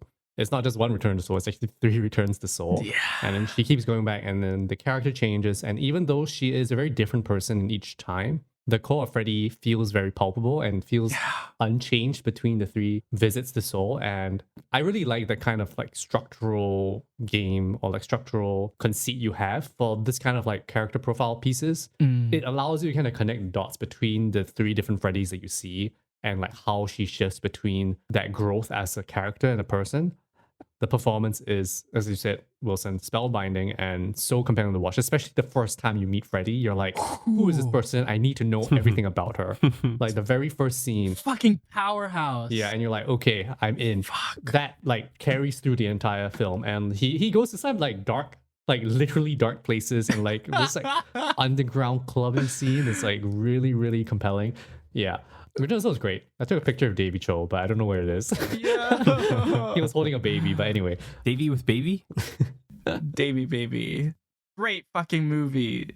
Okay, we're on to my last category. I feel like I've been talking so much. Yes, there's a lot of you, Wilson, right now. I'm sorry. That's fine. We like you. I loved a lot of movies. Just a couple highlights of queer cinema that I watched this year. First being Benediction, Terrence Davies' newest film. I spent the year really getting into Davies' work, and Benediction was one of the last films of his that I caught this year. And wow, what a triumph. His biopic of Siegfried Sassoon is unlike a lot of historical biopics I've ever seen. It really jumps around in his life and is sort of tonally structured rather than super chronologically structured. And it jumps between him as a young man being out, or not out, but like living his queer life and his interactions with his friends. And then it also covers later in his life where he became a devout Christian family man, which is very interesting. But throughout this whole film, there's an overlying sense of post-war fatigue and sadness and depression. Davies does such a brilliant job of navigating through all these themes and emotions and delivering something that is very, very moving. Loved that movie. Jack Lowden does a great performance in Benediction. Like I think rightfully, I think people are talking about it a little bit, but I think it's really one of the stronger performances of the year. Yes. It's hard to explain why. It's just, it feels very... There's so much in the eyes. It's just clear, yeah. Yeah. And there's so much in the way that Terrence Davies uses music in his films. And I do really want to explore his filmography at length in the future. I'll also plug Fran Hoffner's essay on Brightwell Dark Room about Benediction. Really great read. Ooh. I haven't read it, so I'm definitely going to check it out. Yeah, I'm going to check that out. Yeah. And the second movie being Joyland by Saim Sadiq. And this is about a man who belongs to a very traditional family in Pakistan who's married, and he gets a job as a background dancer for a trans performer at an erotic show. And he subsequently falls for the erotic dancer, and what you expect from a typical queer love story sort of turns its head and expands in devastating consequences. It is a turn that I didn't expect, but the more that I think about it and the more that it sits with me, it feels right. Aside from the narrative, I think there are so many strong directorial stylistic choices there in support of all the emotion that's going on in the film. So something from an indie filmmaker that usually to me would be like flashy and I would dismiss it. In this film, I think that all the choices were really well informed and moving. Very good choices. Yeah, I caught Joyland as well. Definitely very strong. I think visually it was very strong. I think you said that it was like doing a little bit too much, but I kind of enjoyed it in terms of the way that it was like doing something different with a lot of its different scenes. But I think a very strong entry in like the queer cinema canon or something. Also a big face movie. Anyway, Massive face movie. Big face, big body movie. yeah. BFBB. Big face, big body. Yes, we got it. Oh, okay. Yeah, we got to talk about the Park Chan-wook. Sorry? Park Chan-wook. Yeah, I think Decision to Leave was one of the films that really fell out of my top 3, just very barely. I think one of the stronger Park Chan-wook movies in recent memory. Actually, His last movie was The Handmaiden. Wait, so Handmaiden was really good. Never mind. Ignore me. But I think it's a very interesting update on like what Park is doing with his filmmaking. And I think a very modern sensibility, which I did not expect from him. Yeah. It was very convoluted, a bit confusing, but I really enjoyed my time in the theater watching this. Really excited to see what he does after this. I don't think it's like a masterpiece or anything, although a lot of people seem to think it is, which is fine. Yeah, I give you that. But I'm kind of excited to see what he does after this with this kind of like new like energy and new life. It feels like he's going to do something really big after it. So well directed. He's really like firing on all cylinders here. The cinematography in this is insane. Like what's going on? Like in terms of like technology and like how slick it feels, I don't think I've seen a slicker movie this year. Then as a pair, there's Jafar Panahi's No Bears, as well as his son, Panah Panahi's Hit the Road, which are about very similar things, about people trying to get out of countries. Both very different approaches to the subject, but also very strong. Panah Panahi has a very strong debut with Hit the Road, and you saw this too, Wilson. And it feels like a very like young, energetic, exuberant movie, but in a very like almost Iranian style, which I really cannot explain. I mean, you got people in cars. Yeah. That's like very Iranian for some reason. But the way that he does it in an extremely subtle way, he doesn't really tell you exactly why they need to get this family's older son out of the country. Yes. But then it's just about this journey. One of the best shit kids in movies. Oh, the best so shit annoying. Kid. So Oh my annoying, God. but so funny. What a doofus. Yeah, and No Bears is the movie I think about maybe the most of the year. It is a very interesting construction. I don't know why, but the Iranians are like the masters in terms of like deconstructing how you construct cinema. And No Bears is another one of those. And Jafar Panahi plays himself in the film about a director making a movie remotely because he's under house arrest or something, making a movie in Turkey, I think, when he's across the border. And then like it is about itself. It's about Panahi's own role in making films. It's about how he feels about himself, about how he feels about his imprisonment. It is a very interesting film to think about. And I honestly don't really have the language to talk about or to sell this movie to you. But it has one of the best opening shots in cinema from 2022. Honestly, that's about it. I don't want to talk about Babylon. Okay, I will talk about Babylon. I just want to say that it's not like my favorite movie of the year, but like I was surprised that I liked it. Extremely surprised. I'm kind of interested to see what Giselle does next. It's very energetic filmmaking. It's like a bit too much sometimes, but I really enjoyed it. I think the stars in this all put in good performances, and I had a good time with it. And yes, it's Singing in the Rain fan fiction, but it was fun. Like, it's not especially deep, but like I love Singing in the Rain. it's sad that it's like a big flop, but it's okay. Yeah. I enjoyed it. That's all I want to say. Before we do our top 3, I will break our format and mention 2 short films from last year that I really loved and which I count among my favorite cinema of the year. So the first is Return to Sender by friend of the show, past and future guest, Russell Goldman, who was just on our Sundance 2022 Dispatch episode and previously was on our Zack Snyder's Justice League episode. His short Return to Sender, which he wrote, stars Allison Tolman in the role of a woman who is being creepily marked in a brushing scam in which she is being sent packages full of goods that she did not purchase.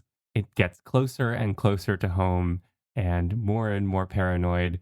Russell does a great job of ratcheting up the tension both in the script and in his direction and editing. It is a banger of a thriller. You can watch it on his website, www.russellgoldman.com. 2 S's, 2 L's in Russell. And the other short that I want to mention, directed by a director who goes by George Matthews, is called Low Tide, a newly restored work by Thomas Wright, and its accompanying short, which is of the same name, but with the parenthetical DLC, as in downloadable content.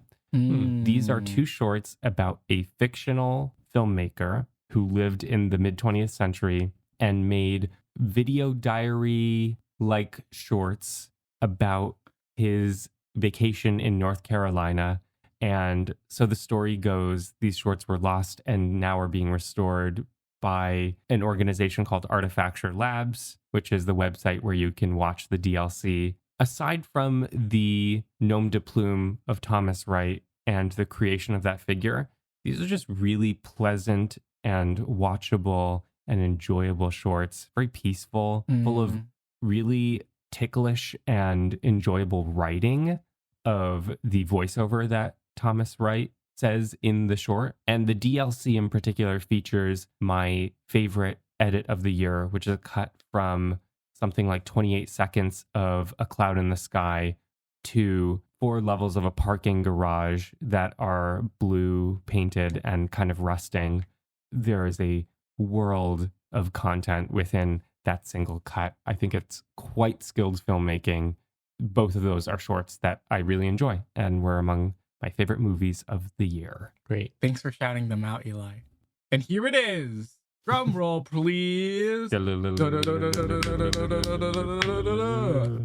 It is the top 3 movies of 2023. So we are going to start out with all our 3s. Who wants to go first? This is like the most scary top 3 I've ever done for some reason. I propose we go in order of the names that we say at the top of the episode. Jesus Christ. Wilson, Ben, Eli. Okay. Or no, I'm happy to. We could go alphabetically, Ben, Eli, Wilson. You just don't want to go first, Eli. Or alphabetically by last name. So Eli. No, wait, that's Wilson. Wilson, Eli, Ben. I'll go. Okay. So my number 3 film of 2023 was also a film that I found while digging for movies to watch before our episode. And this is a documentary by Alex Pritz that debuted at Sundance last year, and it got picked up by National Geographic, and it is called The Territory. Territory is a documentary that I think is ever so important in our day and age when we talk about global warming and the climate crisis and its effect on Native people and Indigenous people in different parts of the world. The Territory is a film about the Indigenous Uru'e-Wawau tribe in the Amazon rainforest in Brazil. Pritz and his team went over there and shot for, I think, around 3 years, from around 2017 to the pandemic in 2020.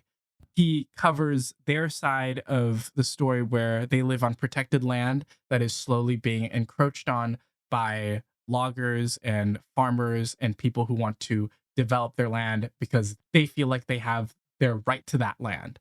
Not only does Pritz cover the Uru'e-Wawau people as they struggle to defend their land and call on the government to help support them, but also at the Uru'e-Wawau's request, they also covered and shot the loggers that were destroying the land as well and illegally destroying the land.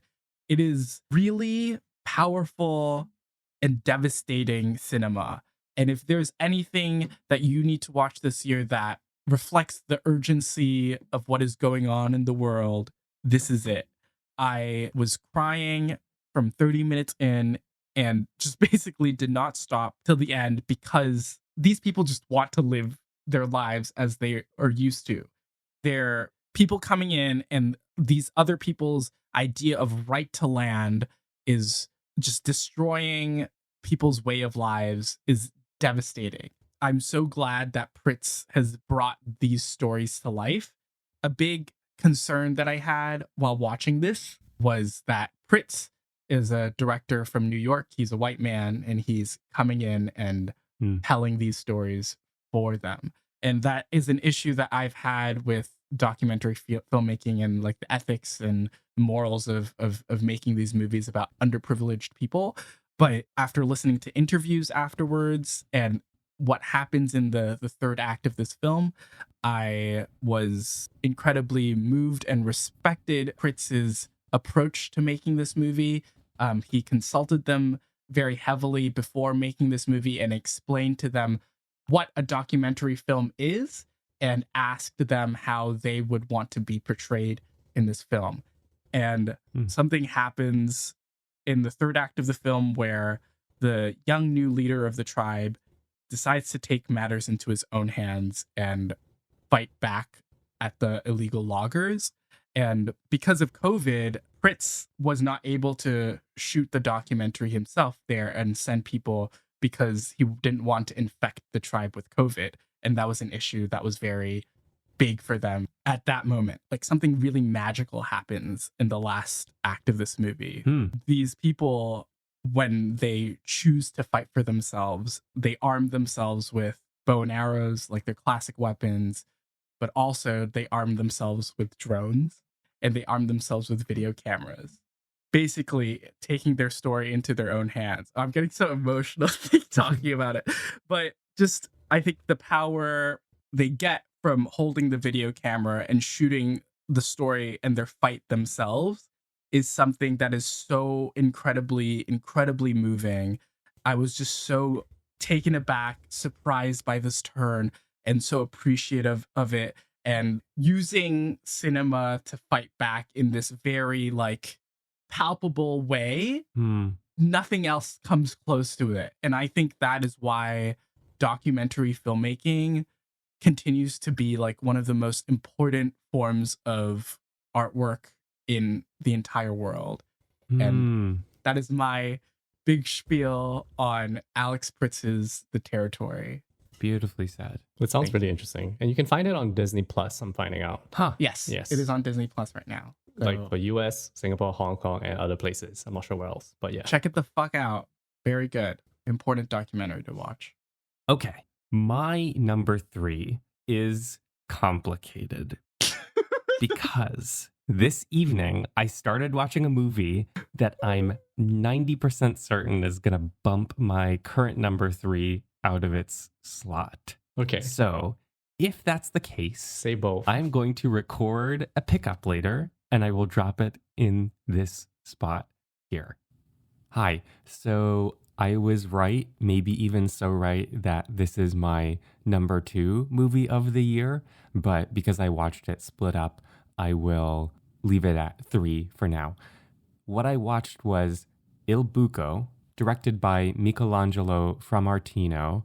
And it's an Italian movie about a group of speleologists who, in 1961, explore what winds up being the third deepest cave in the world, which is set nearby this Italian village, I believe in the south countryside of Italy. The movie splits itself between these lush above ground fields and the town, specifically following an old shepherd, and the underground exploration of this group of spelunkers. What a movie. It's kind of a perfect movie. It's so chill and nice to be in this movie and to be in nature. On Letterboxd, I sincerely compared it to both Frederick Wiseman for its focus on the process of people and these small groups of individuals that we get to observe in those processes, and Minecraft because of how you are in nature and it's very calming. And there's also the joy of discovery of going through caves. And there are multiple moments when I found myself gasping and giggling with delight at how they, with limited 1961 technology, explored the caves, or how the animals in the pastures interact with the speleologists and their materials, or how the cave explorers interact with the locals in the town. It's all very simple, and I think you could connect some larger thematic argument. There are things there, particularly in the later passage of the movie, when what winds up being the shepherd's last days are intercut with the final phases of the exploration of the bottom of the cave, which is something like 630 meters below the surface of the earth. I think you could pull away from that intercutting an idea about, the death of a way of life or the coming of a modern era. There are images of celebrities in the magazines that they bring down into the caves.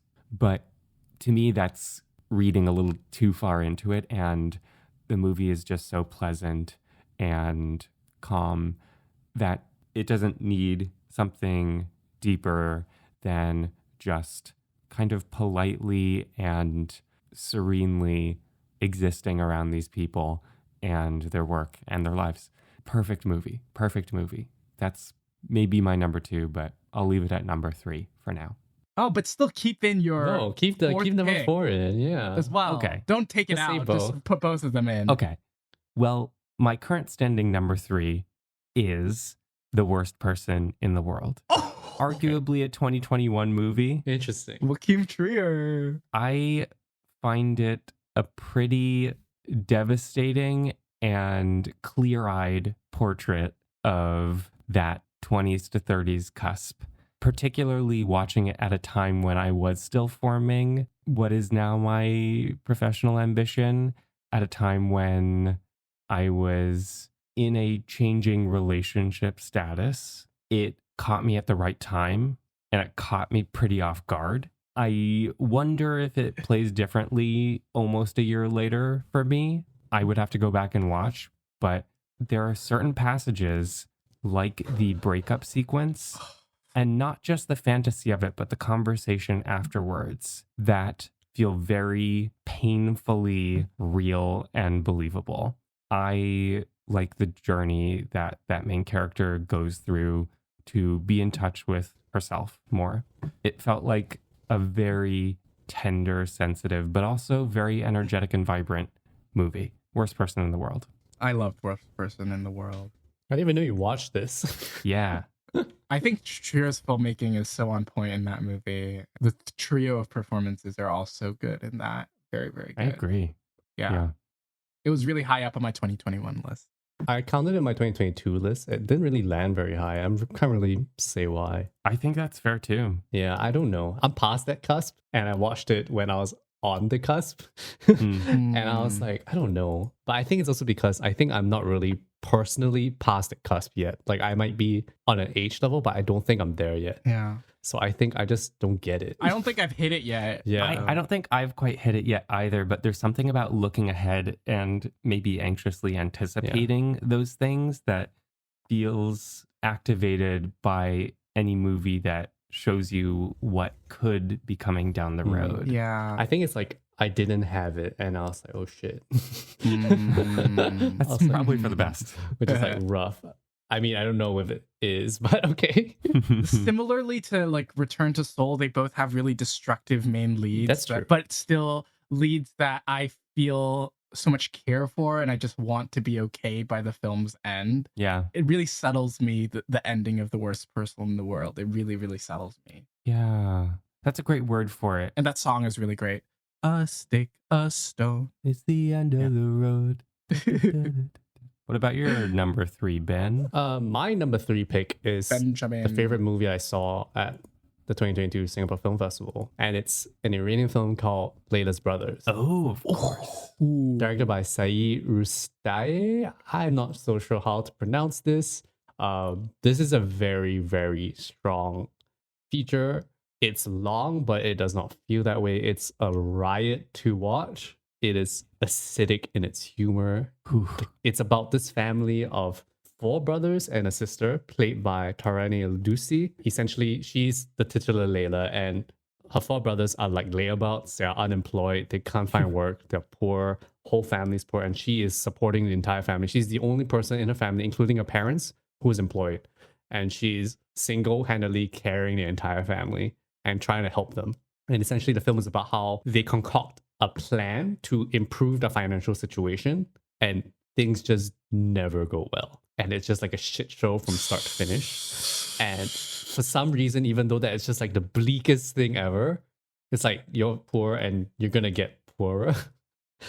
Like it's so bleak and yet it remains funny throughout. And they're like just such assholes to each other. And I don't know how he makes that balancing act work, but even though they're such assholes to each other, there's still like this familial warmth that you feel between the characters. And Layla, as much as she is supporting the entire family, you still feel like, you know, sometimes she needs to chill out a little bit. So it's kind of like difficult to figure out where your sympathies really lie. Like sometimes like the brothers make bad decisions, but it's not because they're bad people. It's because they're like trying to honor something.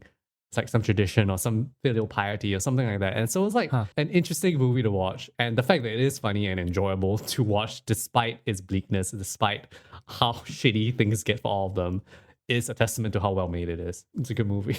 You recommended this one really strongly to both Wilson and I. Yeah. I hope it comes out soon. Yeah, I hope so too. I don't know if it's going to get a wider release, but it was a really, really strong movie. Yeah, one of my favorites of the year. Okay, on to our number twos. My number two film is another directorial feature debut. This movie, I don't know, I don't have the words. I don't think I have the right words to describe why I love this movie so much. It is Charlotte Wells' Aftersun. Yeah.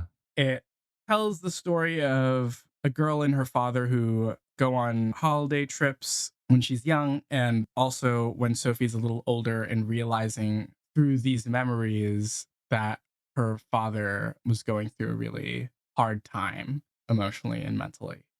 Hard for me to talk about this film because I think a lot of my emotional connection with this film is because I also have a parent that is gone, and I think that is something that makes it a lot more potent. Thinking back to those moments and sort of trying to relive those memories, it's not just that, oh, my parents weren't the people that I thought they were, but it's also trying to like just recapture those moments of connection that you have with a parent. Sophie in this film, like looking at the memories and her documenting things with her video camera are all like modes of that and expressions of that. Yeah, I don't think I still have the like the accurate words to describe why it spoke to me so deeply, but I think because I don't, that's why it is so high up on this list, and that's why I love it so much. Also, like Paul Mescal gives such a quiet and like incredible, devastating performance in this. Yeah. He's really great, and she's also really great. The little kids in it is really, really great, and I think the cinematography is so beautiful and slow. It is a really slow moving film, but in its slowness, the revelations wash over you in a way that like you don't really feel it coming, but then when it hits you, it's like you're drowning. Yeah. It's fucking devastating movie. It's on Movie. Go check it out. Where there's broad concern or anguish or confusion in this movie, the details have so much love and attention. All those tiny mundane moments when they're on vacation together are so specific and really full of love. It is a really hard watch. One of the best movies of the year. Fucking incredible that it's a directorial debut. It's like, yeah, I'm like thinking like has there been another directorial debut that has had as universal a critical reaction like this in, I don't know, the last 3 decades? I can't think of a single debut that has been so like this was on like this is probably like the number 1 film of the year. Like if we were to take it everyone's listings in aggregate. Sight and Sound did like a whole survey of it, and it was the number 1 film of the year. So I'm just like thinking, I don't think of any directorial debut has been so strong for as long as I can remember anyway. I see why it was particularly painful, Wilson, and thanks for sharing that. Yeah. Thanks for listening. I don't know how I relate to this film. It's like such a difficult film for me to relate to sometimes. It is like too crushing for me to watch, I think. It feels really fucked up to rank it. Yeah, it sort of does. Because I think, you know, sometimes you watch a movie and you're like not really sure how you're feeling. This is that movie for me. And I don't know whether that's a good or bad thing, or like it's a thing that you can even put on a scale.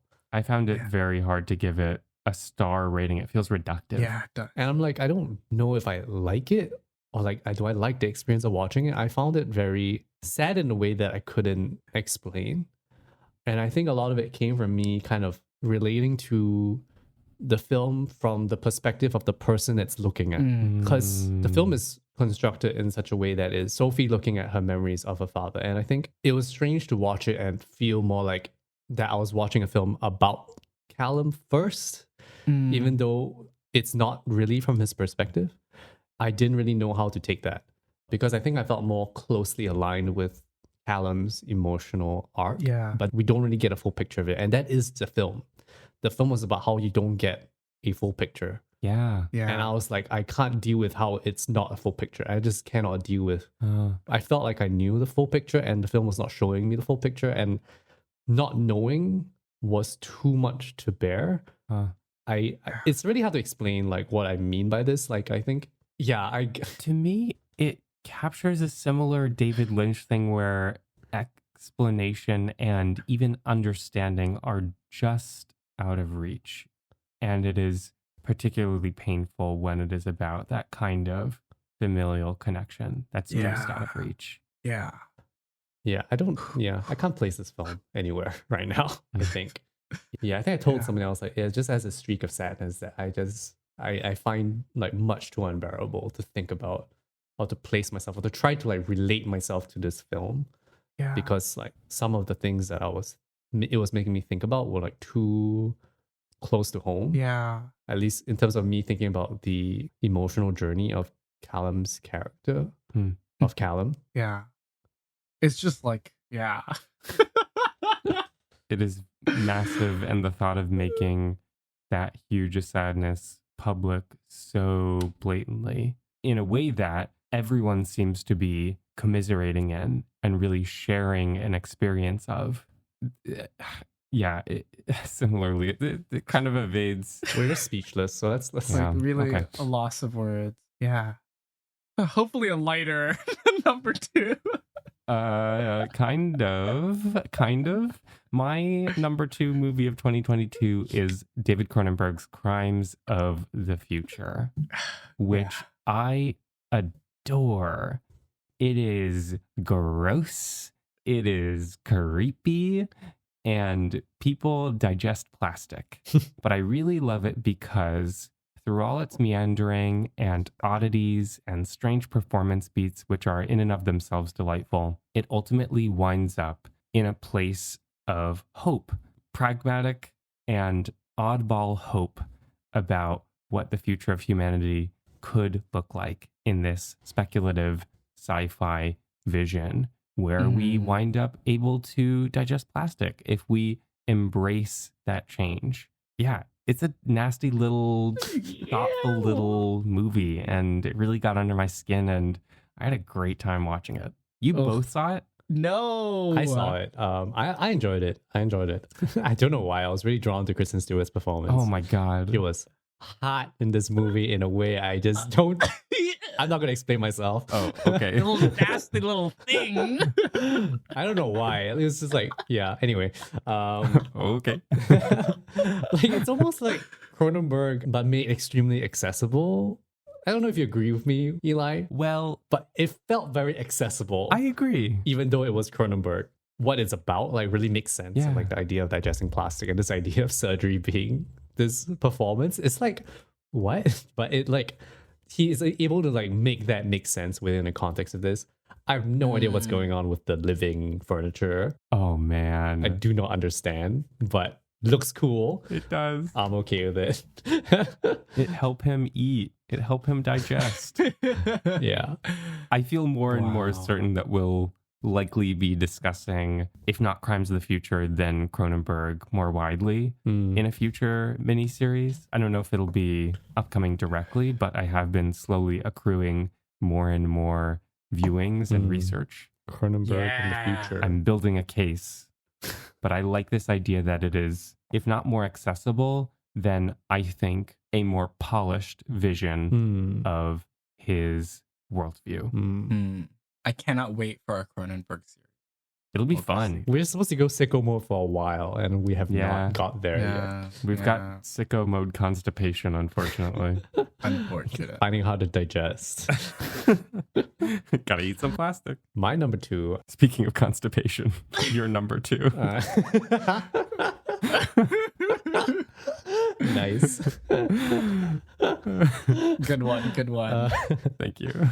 My number 2 will be a problematic fave for people, but I think my number 2 is RRR. Yeah. And I'm not going to say too much about this because we talked about it at length in our episode. But I think we didn't really get to shower it with that much praise. I guess, but like it was like a very good time at the movies as a blockbuster, as a case for simple storytelling, so well constructed and much more emotional than like other ideas of what a simple storytelling is supposed to be. Like this is a 3-hour movie you could really summarize in one paragraph, but it makes a case for why it is so long, and then it really pushes those emotional highs as far as it can. It really was like one of my favorite times at the movies this year. Yeah. And also a great discovery because it was also my first Raja movie film. Yeah. Yes, it's problematic. Go listen to our episode. We dig into that.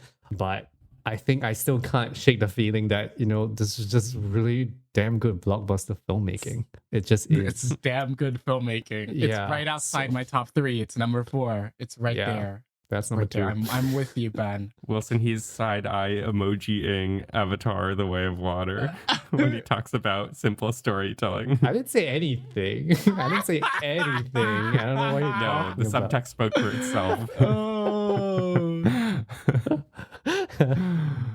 And our number 1s. Yeah. Yeah. Some films are about everything. My number 1 film is sort of about nothing. A novelist travels to a bookstore run by an old friend and an old colleague who she's been out of touch with. And from this interaction at the bookstore leads her into a day where she goes about this town outside of Seoul when she meets a couple of people. She meets a director who once commissioned a novel of hers to make into a film that never got made, and also an actress that she admires. She bumps on in this walk. You'd think that I would go by a whole year-end review episode without talking about the dear Hong Sang-soo. But here we are in 2022/3, and he's done it. He's finally done it, and he has made a number 1 movie of the year for me. It is The Novelist's Film. The Novelist's Film. Oh my God! What a rollout. That was beautifully told, Wilson. Oh, thank you, Eli. This film, it's like, what is it about? It is not really about anything. She just has her day. She has these conversations with these people, but she ponders life. She ponders art. She wants to make a movie with this actress that she really loves. And this actress and her, they have this really strong bond. And through that bond, you're able to see this love of creation, this love of wanting to make something devoid of critics, devoid of audiences, just a need to create, the need to tell stories. And this is where Hong Sang-soo is at in his career.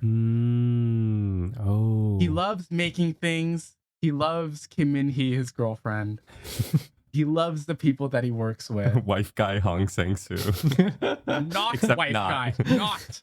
Definitely not wife guy. Decidedly not wife guy. If you watch his other film from this year, Walk Up, that explains why he's not a wife guy. Definitely not a wife guy. Ooh. But Lee Hye-young plays the titular novelist in this film, and she has been starring in Hong films since, I think, Hotel by the River. So she's had probably like a 6-film run with him. In Front of Your Face, she's really good in Front of Your Face, but in this, she's incredible. I love her screen presence. I love how she dominates silent moments by just looking at her co-star and just like egging them on. Like, oh, what are you going to say next? How am I going to react to what you say next? She has such a strong attitude in this film. I love her presence.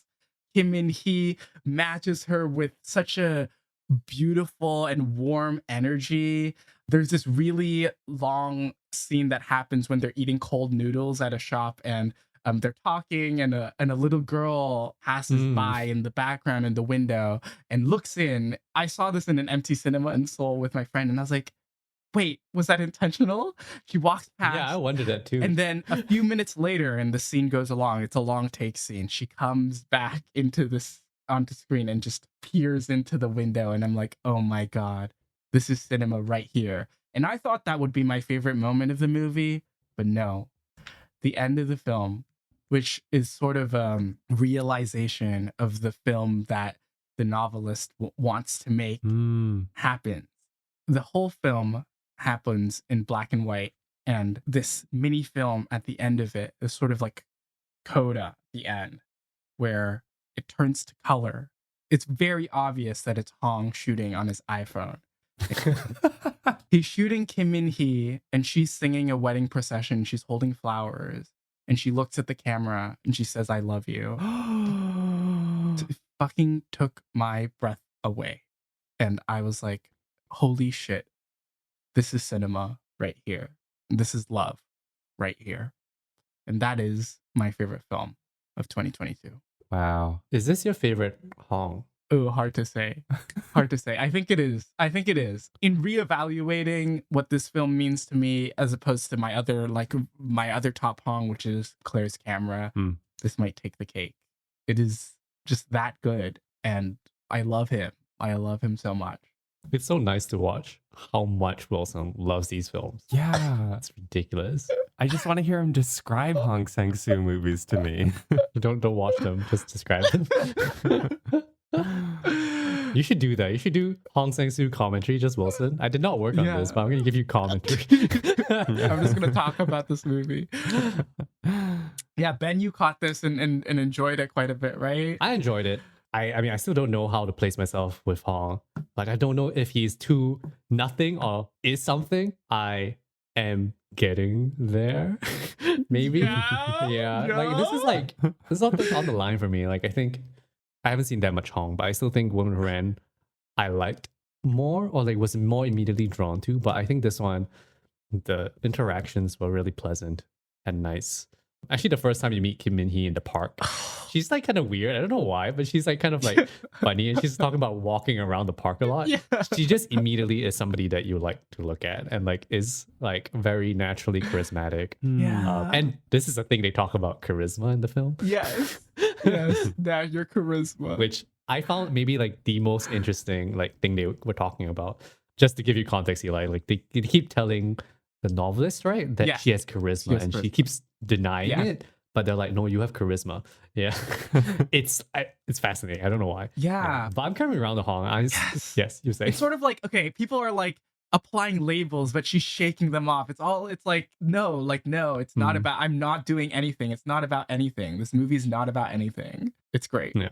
I'm thinking about how all three of Wilson's top three are self-reflexive about filmmaking in some sense, whether it's empowering or destructive and distancing or connective or ruminative. That's an interesting little through line. Could be. The power of the movies. I don't see it myself, but yeah, it is the power of movies. It does make sense to me. I mean, in a sense, their films are about, they're tearing away from the form a little bit. They're tearing the form apart a little bit, right? And putting it back together. Yeah, and especially when you've seen as many movies as Wilson has, like it takes a lot for a movie to become interesting again. And usually tearing the form apart is a way to do that. It really does. Good point. My top three. Eli? Okay. My number one. Towards the end of last school year, I had, I think, recently secured my position for the fall, and I knew I was going to be teaching. I found myself with an afternoon alone to myself, free, and I decided to go to Film at Lincoln Center and see a picture that was only in town for a brief period called Memoria. Memoria is a movie that, more so than maybe any other, calms me. And of course, I've only seen it once. I've only had the chance to see it once because it rotates in cinemas throughout the United States. A method of distribution which I have often bemoaned up until the point that I watched it, because that special movie is best viewed in a theater in a sanctified, rarefied viewing experience. It's a movie that asks you to take a nap in the middle of it. It's just such a peaceful experience that is really rare and I think deeply compassionate. I just find myself thinking about it a lot and thinking about the experience that it gave me and the calm that it gave me. I view that as an act of generosity and kindness. The thing that sparks the plot, but not really plot, is that Tilda Swinton hears a big thunk in the night and she goes about trying to express to people around her what that noise was and what it meant to her. So the whole journey of the movie that brings her around to different places and different people is about trying to make one's experience understood and connect to people through sound specifically. And there's something that opens up a whole world through that goal. There's something I believe in the Meno by Plato, which is an analogy that in order to be good, you have to ask the question, what is goodness? And it's like a lantern trying to find what light is in a dark room by turning itself on, inherently casting light. And I just really like the idea that by going on this journey, Tilda Swinton inherently winds up connecting to people and taking naps with them. Yes. It's great. It's so chill. It's a really special movie. And that is one of the viewing experiences that meant the most to me this year. Yeah, I really love that movie, Memoria, my number one. Wow. That's a great number one pick, Eli. It's Thank such you. a moving picture. So calming as well. Yeah. Yeah. It really made me want to check out more We Are Ethical. Same. Yeah. I am totally willing to do a dive into Where is Ethical. I want to view more. He's like pure cinema. I can't explain it. You know what I mean? Yeah. I get it. Yeah, it's just kind of like that. Yeah. Okay. Benjamin? Yeah. What the fuck? I hate this. I hate that I went last. This is me outing myself as a basic bitch. No. Don't be movie ashamed, have Ben. we- Don't be Now, ashamed. I'm not going to Don't be ashamed about it, but I mean, if you look at my top 3 picks, like essentially this year, I just liked more popular cinema, which I found kind of interesting. That despite everywhere I went, I didn't love everything I saw. But when I saw this film, I felt a lot of feelings all at once. Oh. So you could say Laying breadcrumbs. My favorite film of the year was Everything Everywhere All at Once. Ding, ding, ding. I think part of me felt like I had to rewatch it to reassess it, considering the critical appraisal and then reappraisal that it has been having, to like think about whether I really liked it as much as I liked it. But I don't really care, because I can tell you it's my favorite film from one experience of it, just because I liked that experience. Yeah. You know, maybe if I watch it again, I might dislike it. But as far as I can remember, like that one experience in the theater was maybe the most life-affirming one that I had this year. And for me to say that about a film made by 2 freaking weirdo dweebs about completely stupid shit at some points is incredible. And the fact that I'm not alone in liking this is really strange. I watched this way back in March, and that was before like the hype train for this film really like started going off the rails. I was just like, oh yeah, this is really great. It just uses Michelle Yeoh in such a fantastic way in terms of using her star power and the kind of persona that she already has and the skills that she has. Is a terrific reintroduction of Ki Kwan doing Totally. incredible work, and now he is on a incredible supporting actor awards run. Yeah. Just being an absolute darling on the red carpet everywhere. The meaning of the film is so simple. Its messaging is so plain. It tells you to your face. It's not subtle. It is the least subtle movie I've ever seen. Like this message of being kind, like I think that is just constructive and useful. And the fact that so many people have seen it and have gleaned this message from one of the weirdest movies ever made is quite incredible, I think, when we look back on it. Whether we think of it as being a 5 or 4 or whatever star movie, Yeah. I think that is an achievement in itself. Me putting it number one is also kind of me validating everyone else who likes this movie and tell them to say shut up to the haters. Because if you like this movie and you got something from it, then that's great. Yeah. The fact that so many people I know who like don't even watch movies that much can tell me, oh, yeah, I like that movie too. Like, it was a unifying movie. It's not a movie about finding complexity or like searching for the most obscure thing to show what you like. It's just a movie that people can get behind, and was not really a Hollywood-ish movie. It was not a big tentpole blockbuster, but it had that reach and that capability of like bringing all those people to come to love it. That is an achievement. Yes, it's about being kind to others, but it's also a film about being kind to yourself. Yeah. Yes. The secret sauce of the movie is that it is about Stephanie Sue's character, I forgot the character's name, and about her aching depression. That is something that really connects with me. The fact that it's able to get that message across on top of its kind of like what people think of as a pat intergenerational Asian story. That is actually the P under the like PEA under the mattress that like sticks with me. That it is about that. Like, this stupid thing with the bagel is so stupid, but it is also about that, And I don't know, like, I think it is able to merge its lowbrow sensibilities with a very pure and relevant message that feels universally appropriate. I agree, Ben. What a perfect movie to bring people together this year as well. Yeah. I think a subset of that argument to be kind is to look out for what other people need and for what you need, to identify that so that you can be kind to them. And I think everyone kind of needed that sort of connection to band together in love of this movie and to celebrate it together. It's so nice that that most of the reception to the movie has mirrored its thematic argument and has felt like a putting into action of its thematic argument. I think the Daniels have also like responded to the way that the criticism of the movie has kind of like got like vacillated between extremes. It really has. They have really responded to it very well. Like, I really respect that of them to do that. Like, they tell their own fans to be like, you don't have to fight anyone about this movie. If you like it, you like it. If they don't like it, it's fine. And they're like, they don't care. Honestly, they're still in a state of shock that people even like this movie that much, because they're like, it's fucking weird.